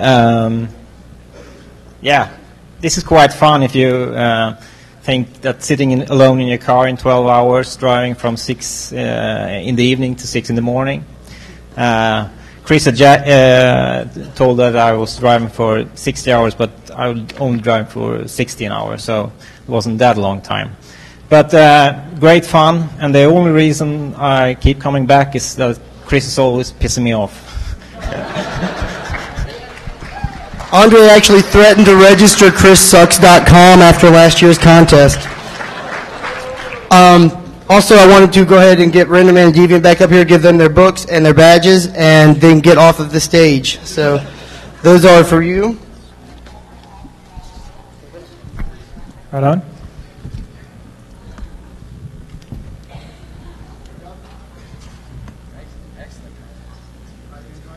Thank you very much. I want to throw books out, but you want me to do it now or later? I'll do it right now. All right. I also have a ton more of the war driving books signed by the authors. Who wants them? Easy, careful.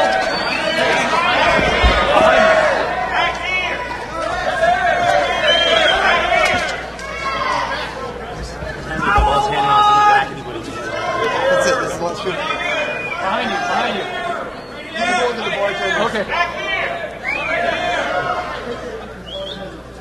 the bartender's getting that one. Let's hear it for the bartenders. Excellent. So this is the first year that we've had new management at the Alexis Park, and so far they seem to have treated us pretty well. So I think we're pretty happy with them, wouldn't you say? Pretty good? Yeah.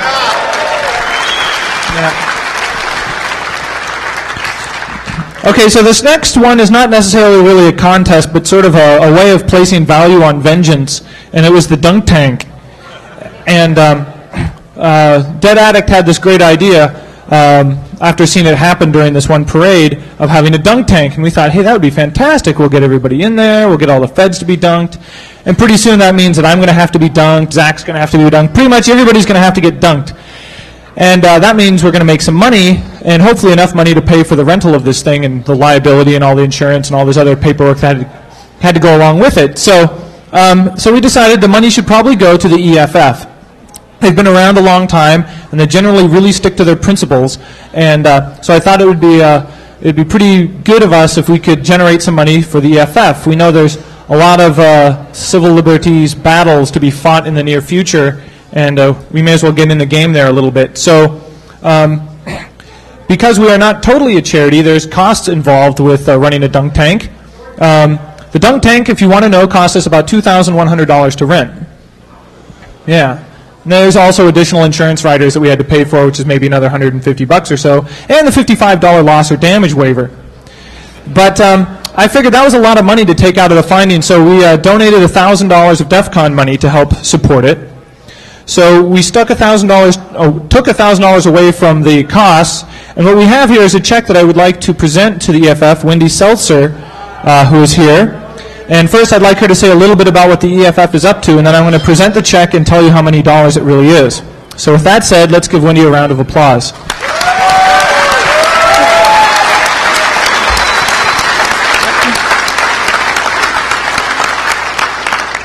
Thanks very much. Thank you from the Electronic Frontier Foundation. It's $3,027 and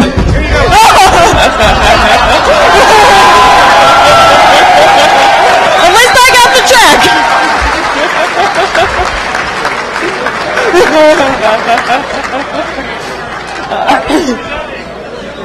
I think that's an extra dunk that's happening out there. If anyone wants to collect a little extra money. He's in the water. Well, I've got the check here, and I want to thank you extraordinarily much for everything that all of you here at the conference have done for us at EFF. People stopping by our booth, people stopping by the dunk tank, especially those people who went into the tank to keep our rights dry, those people who got themselves soaked in ice water to keep us from feeling the chilling effects on our online rights. Really makes a huge difference, and that's what keeps us going, and donations like this make a big splash for EFF. Thank you.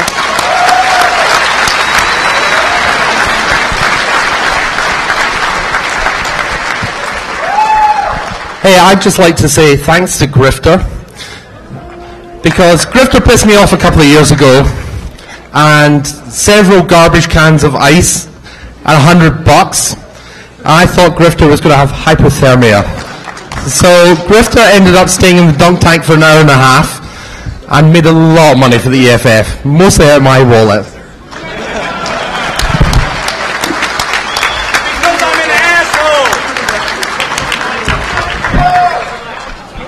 Oh yeah, I probably don't want to touch that, huh?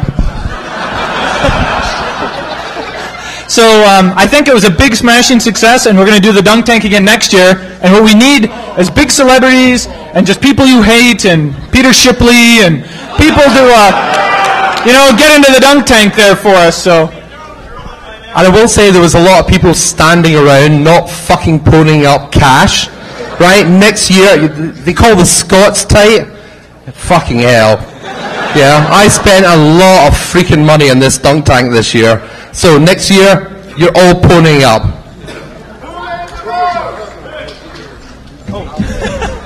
Yeah, electrocute the tangent. Ooh. It's kind of tingly.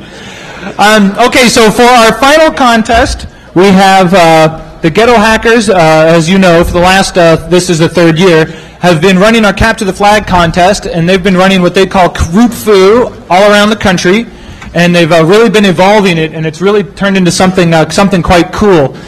They seem to be focusing a lot of energy on how to visualize a little bit of the contest so the rest of us can stop by and see how the teams are doing.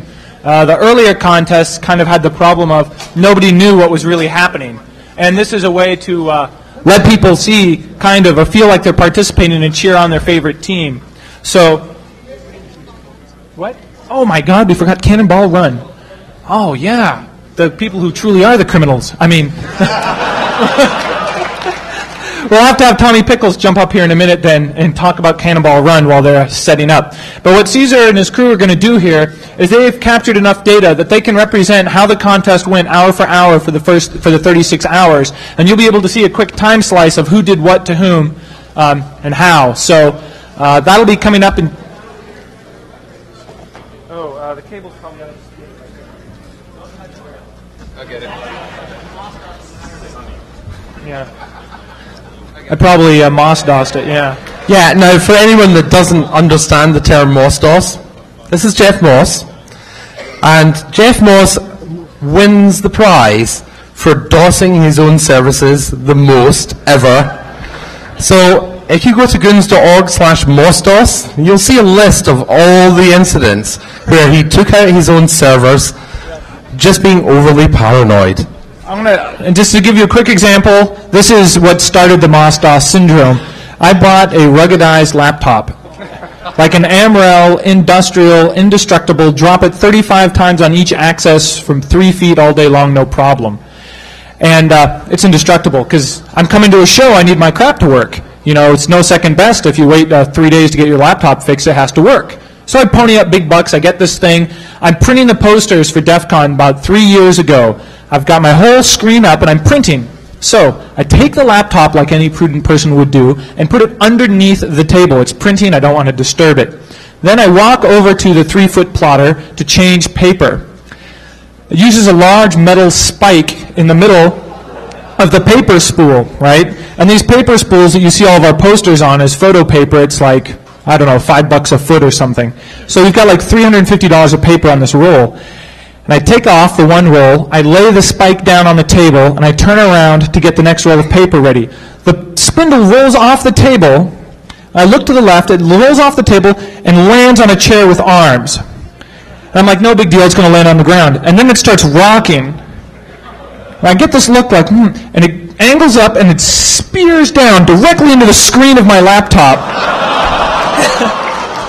The ruggedized laptop, with the only thing that's not covered under warranty being the screen. So I resized the whole print project into the left corner, about this big now, and kept printing. So ever since then, yeah, I'm the Moss-DOS. And over to Caesar. Tommy Pickles. Is Tommy Pickles there? Tommy, who also raised a buttload of cash for the EFF. Yeah, I was one of the first people in the dunk tank, and the first one is the coldest, I'll tell you. It started at sorry about this.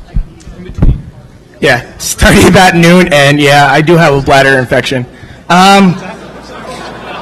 No, I'm joking. Okay, how many people know what the DEF CON Cannonball Run is? Raise your hands. Okay, how many thought about doing it? Okay, prove it next year. Race from Redondo Beach to Las Vegas, 288 miles, and we don't really encourage speeding, but we can say some of it is done. The problem this year, which made it really exciting, was when we started the race, the news media showed up.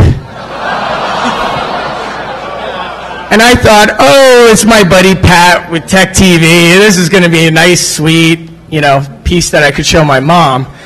Unfortunately, they had a printed copy of the website, and they said, it says you can use police scanners, radar detectors, police lights, and they had a problem with this, so the news media actually attacked us for about an hour. And that footage will be up on the website. This was funny because the guy wouldn't tell us our name or the name of the station. Just so you guys know, the asset tag was on the battery of the camera, and it said KTLA 5. So we asked him when it'd be on, probably next week. So if you want to email the guy, I'm sure it's like ken.davis@ktla5.com or something. So then the cops showed up and shook hands with the media. And the media guy said, "This is why I called you." And the cop told us the original Cannonball Run used to run out of Redondo Beach. And basically, he told us about the ambulance that entered in it and stuff like that, which was good. Then he turned to us and said, "I have real crime to fight." And he took off.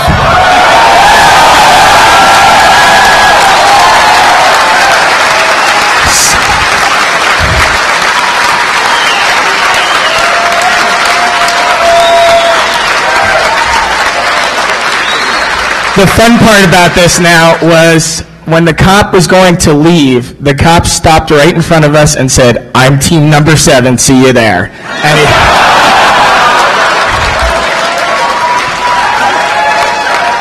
so basically this year we had 5 teams. More were signed up on the website, but then again, I saw a raise of hands and you guys didn't show up either. 5 teams raced. One of the guys has been here 3 years, and I'd like to bring him up on stage. His name is Evil Matt, and he actually won the race for the 2nd time out of the 3 years. And he actually is from local Las Vegas here, which is a pretty good deal to drive out from Las Vegas all the way out to Redondo Beach just to beat us. He also did start last, so if he beat anyone here, he basically won. The other point that I want to make is one of the guys from Chicago came out, and he didn't make it here. So if you happen to see a milk carton with his picture on it, with a picture of a vehicle, that's probably the guy, and we'd like to give him just thanks for not showing up, because that's just the funniest thing when we're waiting in a bar with a time clock. Matt's time to beat everyone was 3 hours and 58 minutes, which is pretty impressive during the daytime riding down the 15. I came in second. Oh, Matt's team is Team Sodomy, if you guys don't remember it from last year. My team overslept since I haven't been on time to a Cannonball Run, and I'm the promoter. Came in 2nd place. Team Bizarro came in 3rd place. Team Evil Mofo came in 4th place, and then Chicago 2600 didn't show up, at least in Vegas. They were at the start line. Average speed, I would say, was about 120 is what we were doing on the 15. We would go higher, I guess, but my O2 sensor went out when we were climbing up a hill, so it sputtered a lot, so I had to drop it down to 90. I'll have Matt come up and tell you anything about his experience, but Matt's the winner here, so let's bring him up on stage. And we got a little car trophy here that we're going to give to Matt, and as long as, and the DEF CON badge as well. So, thank you. Thanks. Hi. Okay, my name is Matt, and I guess this is my 3rd year running, and it's really awesome. It's really worth it. If any of you guys are thinking about doing it, come out and do it.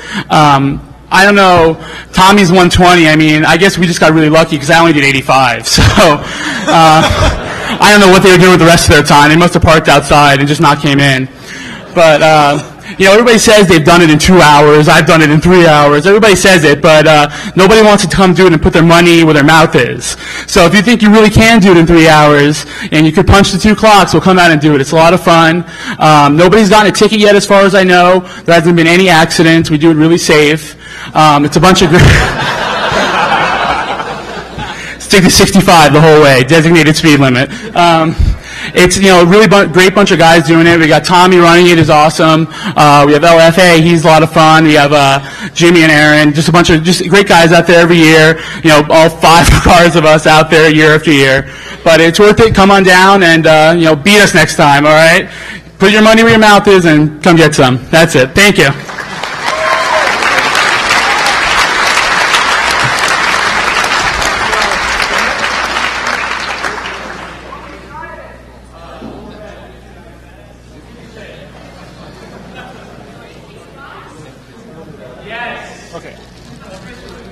Okay, that brings us to the Granddaddy competition. It involves generally the most people at DEF CON. It has the longest tradition, and that is our Capture the Flag Root Foo put on by the Ghetto Hackers in 206. Representing them is Caesar, who will now take the microphone and close it down. So let's give those guys a warm round of applause.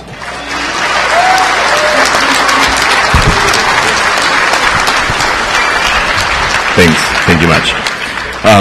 A couple of things. First, the contest has been going forever and ever. Capture the Flag contest. It's taken different forms over the years as people have tried to solve the problem of how do you actually measure in a couple of days how cool 100 different hackers are and which group is cooler than the others. What's the relative value of rooting an IREX box versus a Solaris box and so forth. And that's just fucked everyone off for a lot of years. We screwed it up pretty good the last couple of years, but it's been a better contest, and this year I think we finally really found a good way to run it. The Root Foo name that a lot of people have heard is just our idea of what the skill is inside of someone that knows what it means to get root, what it means to keep root, and what it means to stop other people from taking it from you. In that vein, I would like to get MD5 to come up here for just a second and talk to you about a whole bunch of people, I guess, on the East Coast. We're talking about that people on the West Coast aren't cool. And then people on the West Coast, we're talking about people on the East Coast are stuck-up assholes. And then people on the West Coast or East Coast were saying that people on the West Coast are a bunch of fucking lamers. And so we decided that we were going to, in the spirit of Tommy Pickles, put your money where your mouth is, have a little bit bigger contest with a lot more open invite, longer-term thing. And so, MD5, why don't you give a little shout-out about that? Okay, so earlier this month we went to Hope 5 and we got some. We promoted this contest called Mega Root Foo. It's one notch up from what you see here. The Ghetto Hackers put on. It's online. You don't need to be in person. You can establish teams locally, or you can just be, working at your day job, participating in this game. The deal is, if it's a attack and defense scenario, same format as what we have here, and it's set out to determine who's who and who's not. And quoting Emmanuel Goldstein, when asked who's going to win, he's like, of course, the East Coast. So I asked you to pick up these flyers on the back. It's a sign-up URL. You go out there, create your team, join a team, and the contest flies February 05. And that's about it. If you've got any questions, find me after the presentation here, and I'll answer them. Thanks.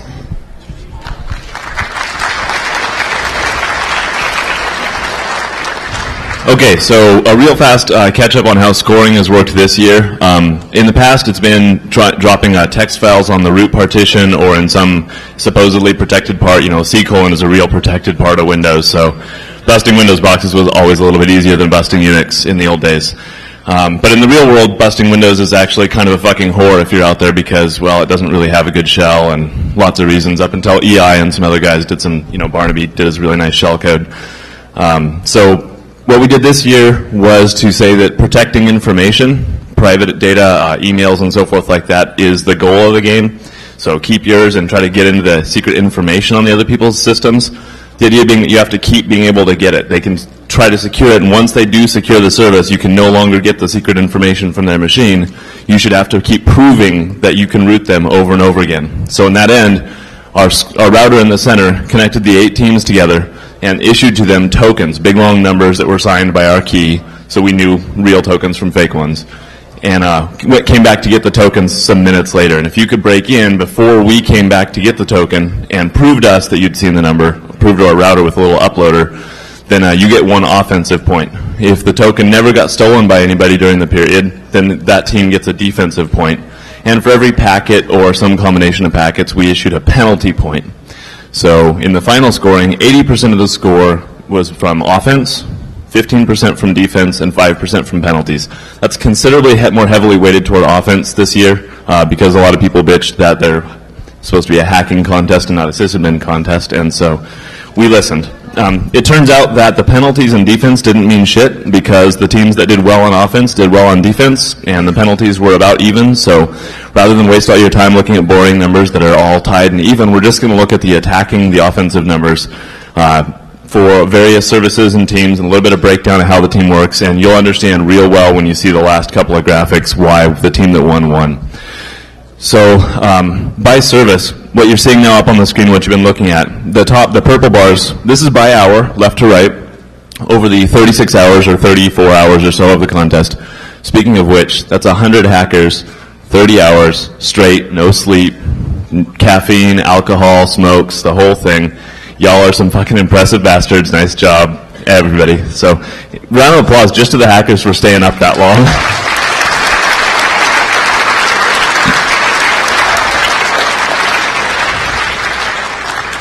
So one of the things that we did, an important note is that all the scoring is exactly fair and even amongst the teams. So the expectation is if there's something easy to do, then everybody's going to do it, and if it's hard to do, then only a few people will do it. And so it's the difference between teams that really matters, not so much, 100 million points doesn't mean shit if every little Space Invader is worth 1 million points each, right? So the important thing is the differences between scores. So as you see from left to right here, Lambda Moo, we made a little moo, and inside the moo, in different places, we drop a token thing, and the name of the token was the name of the actual scoring point. So you had to run around through infinite mazes of forests that say you're in a dark forest. There are exits north, northwest, and south. And you go north and you go south, and you don't end up in the same place. Somewhere on the ground, there's a token. You can grab it and get scored for it. Pain in the ass. Best thing to do is to write a bot. As you can see, from left to right, all the way through the contest, there's this light yellow. I don't know if the colors are registering very well. It's sort of the middle bar, beige color. Lambda Moo got scored on pretty much the whole contest by a whole lot of people. OpenWiki, all you had to do to root the wiki service was type token into the search field. Very easy. And as you can see with the OpenWiki, it's the light blue bars. That was done quite a bit. All you had to do to secure the service was to edit the source code and take the word token out of every search, which didn't happen. Not so much with the goodness. Gallery service is these little periwinkle, I guess you'd call the color of things at the bottom of a couple of things. Not many people own the gallery service. It was just a little too secure, I guess, for their mad skizzles. The PHP nuke. PHP nuke, everybody knows how to hack this, right? Everybody knows how to bust PHP nuke, and a lot of people did. And there's a couple of interesting places when we get to how the teams actually scored themselves, where you can see that PHP nuke made the difference in a couple of cases and really showed one team's skills. And the last thing was GHI Gate, and that was a little service that we wrote, just a little gateway service. And that one got hacked more toward the end once people had gotten their security and their services figured out, and it really took time to analyze the code that they were running. So let's switch over. This is the number of attacks per team across the contest. So first thing you're going to notice is two teams really dominated the fuck out of this contest. Team Yellow, that's enemy combatants, and Team Red, that's School of Root. Clearly the top-notch caliber teams in this one. Although I have to point out, in the beginning of the contest, especially the first 12 hours or so, Emunix, the green team, showed a really strong showing. And I'd like to make a little note about these guys. They've shown strongly in the last 3 years. They're coming here to show off how fucking badass Emunix Linux is. And while that's a cool thing, we can either make a contest for product people or for people, and the other 7 teams wanted it the other way. So our contest really isn't geared toward what they're trying to do. So it's a little unfair to see that they're at the bottom of the thing, because they've had a consistently good offense, consistently good defense, especially once their product comes up. So a little honorable mention to Emunix for their strong showing yet again. Let's switch over to how many things Korean owned.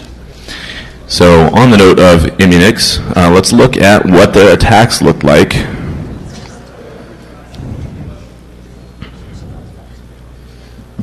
So this is Emunix owning over the course of the contest, and you can see that they really nailed the OpenWiki points in the first day.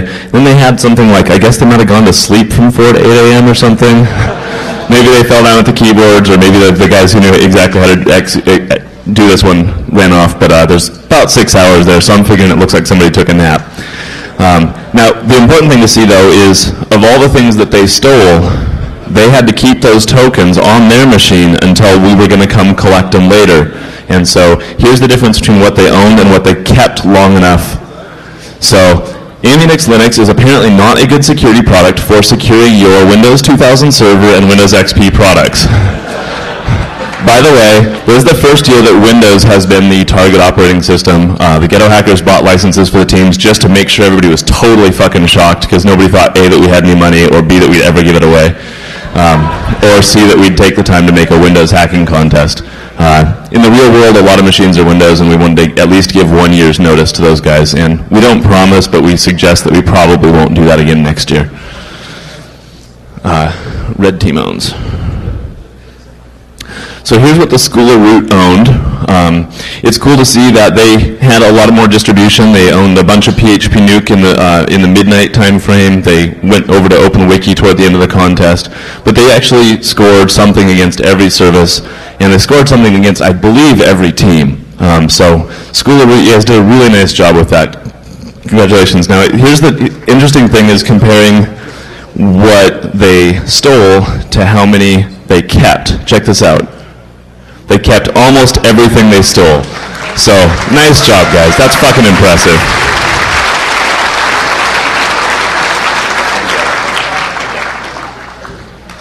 Now, here's a team with a little bit more impressive offense numbers. Check this shit out. These guys really did a nice job. I think what happened, and they told me that this is what happened, they developed a lot of tools and automated rooting all the other teams so that they could get on to building the next exploit while the other teams figured out how to defend this one. These guys did a great job just conquering the shit out of people. Unfortunately, I guess they spent their time writing those tools, because if you look at what happened after they stole them all, not so much. They lost a lot of their offensive points for having them restolen by the red team.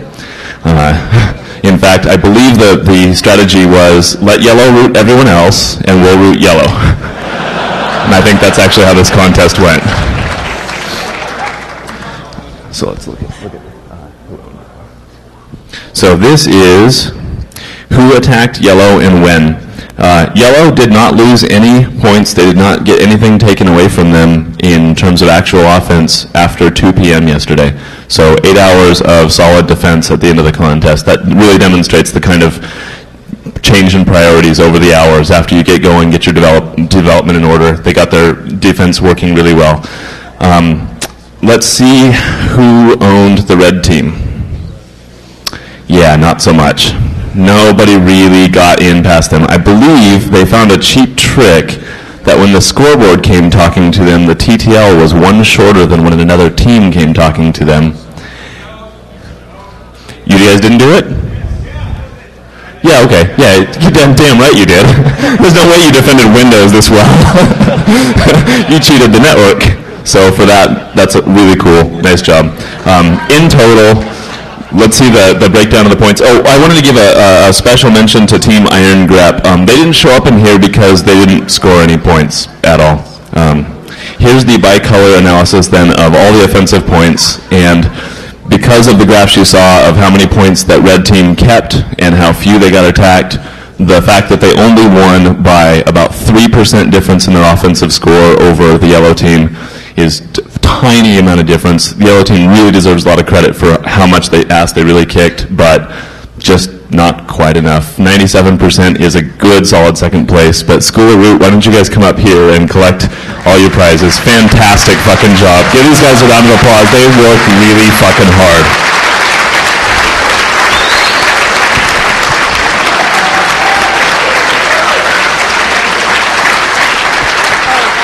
This is a pretty fat wad of black badges. These guys don't have to pay for this contest ever, or come here ever again. We've also got...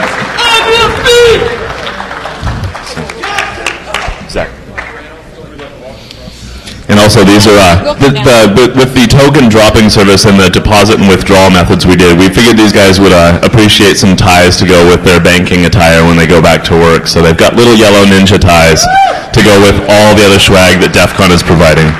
And to that end,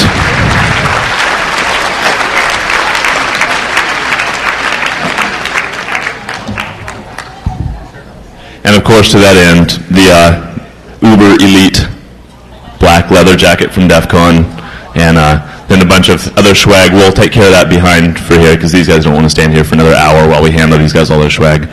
Anyway, Jeff, for you, thank you all very much, and we'll be changing the format of the contest to fit what the con needs and what people want, but thanks a lot for helping us out.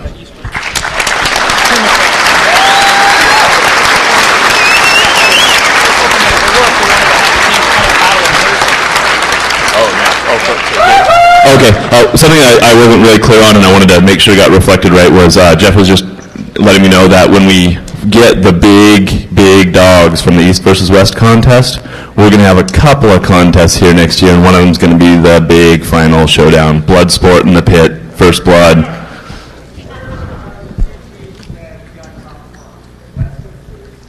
Well, where are you from? And School of Root, where are you from? West Coast. It turns out that apparently the East Coast didn't make such a strong showing in the DEF CON Capture the Flag contest hosted by the Ghetto Hackers in 2004. I mean, it's not that they can't, you know, it's that they're too cool, or it's too far away, or they were... They don't know we exist. Or maybe they just don't know we exist, you know, we might be the little kids. So, anyway, School of Root, congratulations, guys. Nice fucking job.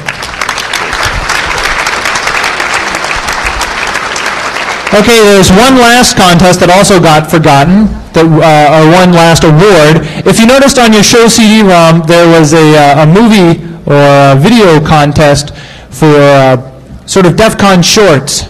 And we were going to play them on the TV, and we were going to screen them, but we kind of lost track of the organizers. We never really heard from them. But the winners are here.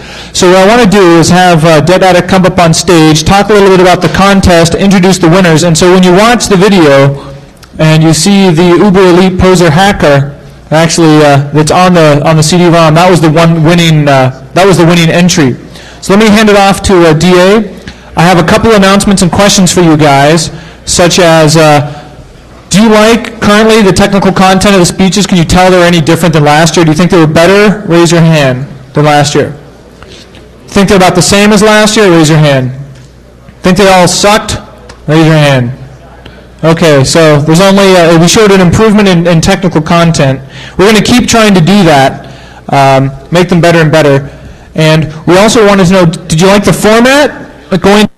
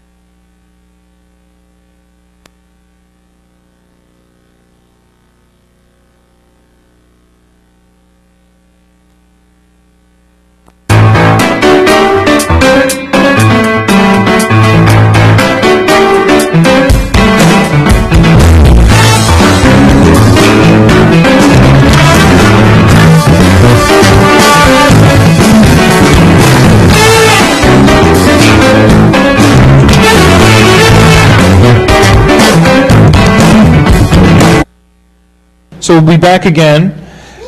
And with that, I want to hand it off to Zach here, who's going to make a couple of announcements. And then we're going to...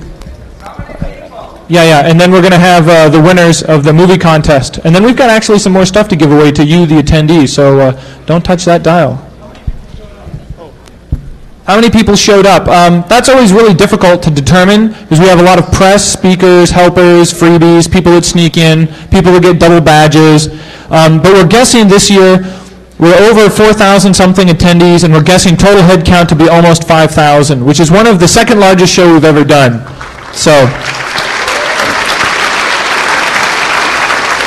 the last time we had this many people was right at the height of the .com bubble, right before it burst, when it was really crazy. So I think that things are picking up again because people are starting to show up here and at other cons. So hopefully the economy is recovering for us.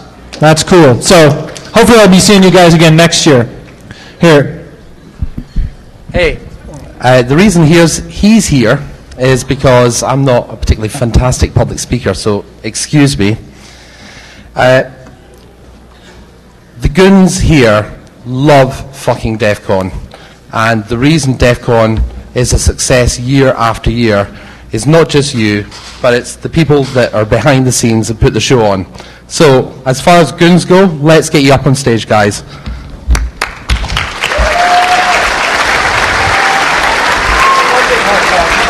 Okay, so there's the NOC team that make sure you have a network and put together DEF CON TV, dispatch, security, speaker control, which makes sure they're sober,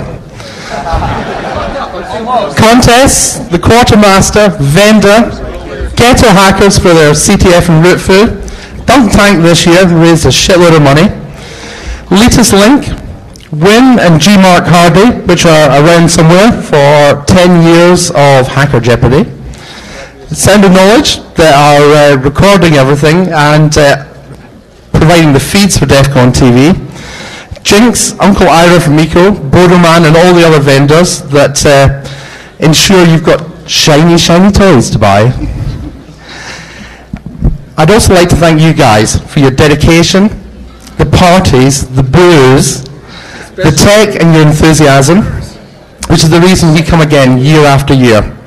And also the AP staff, Dana Takai and all the rest of the staff, Gary, Don, Sally, Michelle, Kenny, you're bartenders for DEF CON.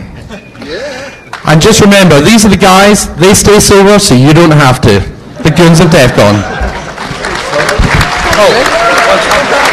So, speaking of staying sober, I've arranged a little present for all the staff in the knock afterward. We've got several hundred beers waiting for them. Yeah. So. Yeah. Okay. So I want to hand it quickly. I want to hand it off to Dead Addict to get rid of the last prizes. Give credit where credit's due to the winners of the contest. And with that, we're just going to kind of close it down, hang out by the pool, and see you guys for the rest of the day. So. Let's see, Dead Addict, take it away. Oh, wait. Just before DA speaks, I'd like to thank my own personal sponsors, Dejarum and Bombay Sapphire. Okay, just take it on. All right. Okay, no problem.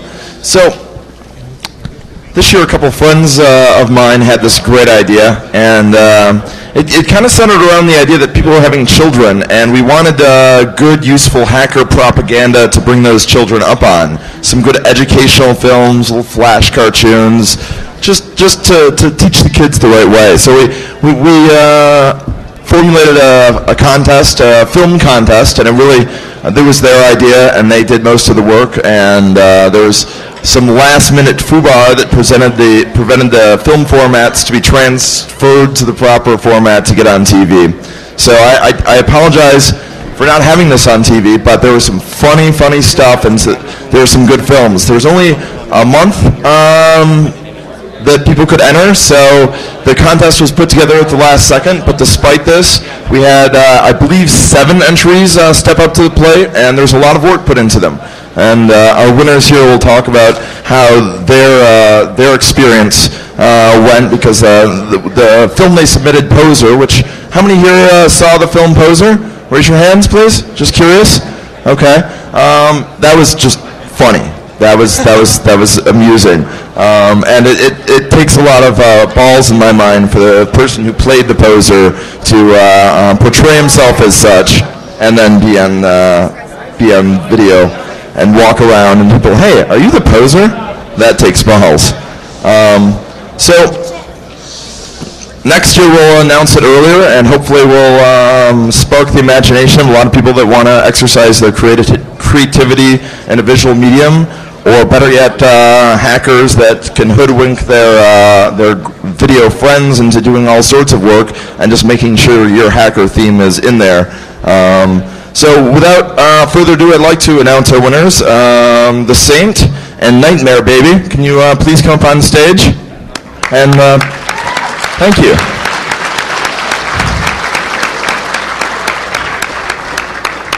Are you a Poser, Saint?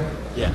Okay. Let me talk a little bit about one of the things they're going to get, and we'll get some other stuff for them later. But there were 144 of these DEF CON Zippos made. We weren't sure this year if anyone would really be interested in Zippos, didn't know how many to make.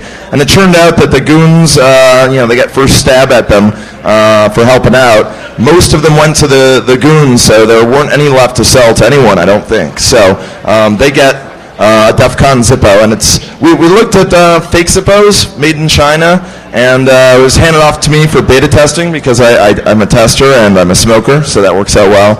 And the Chinese version, worthless, bad lighter. Zippo, made in America, good lighter, very good lighter. Zippo. And if you can say a couple words about the pain and sweat and agony of being a poser at DEF CON. Oh, making your films, I'm sorry. Oh, no. Hi, everybody. Just say that this is my first year at DEF CON, and me and my friends, we found out about the film contest about a week and a half before DEF CON, before the deadline. So the first film we tried to scramble together, we're making an action film about these hackers in the future getting chased by mercenaries and getting killed. And we had all these fight scenes and car chases, but because the deadline was so soon, we only got about half of it done. So we decided to make Poser because we decided we should enter something. And basically, it was my entire junior high experience. So I thought I was good authority on it. So it was a lot of fun, and my girlfriend and her friend Sam, the two beautiful ladies in white at the ball, they tried not to laugh. So I want to thank them. I want to thank my friends Raleigh Cosgrove and just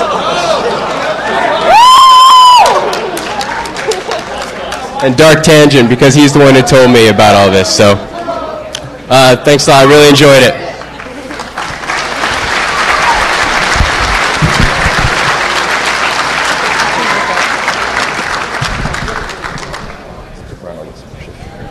So Dark Tangent was in the dunk tank for a while.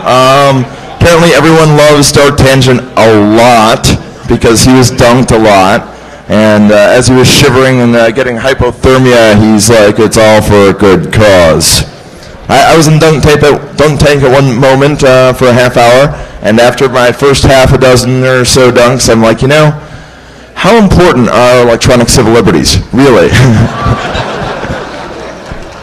But apparently Jeff didn't get dunked enough, so there's a second dunking of his closing ceremonies, which I think is very thoughtful.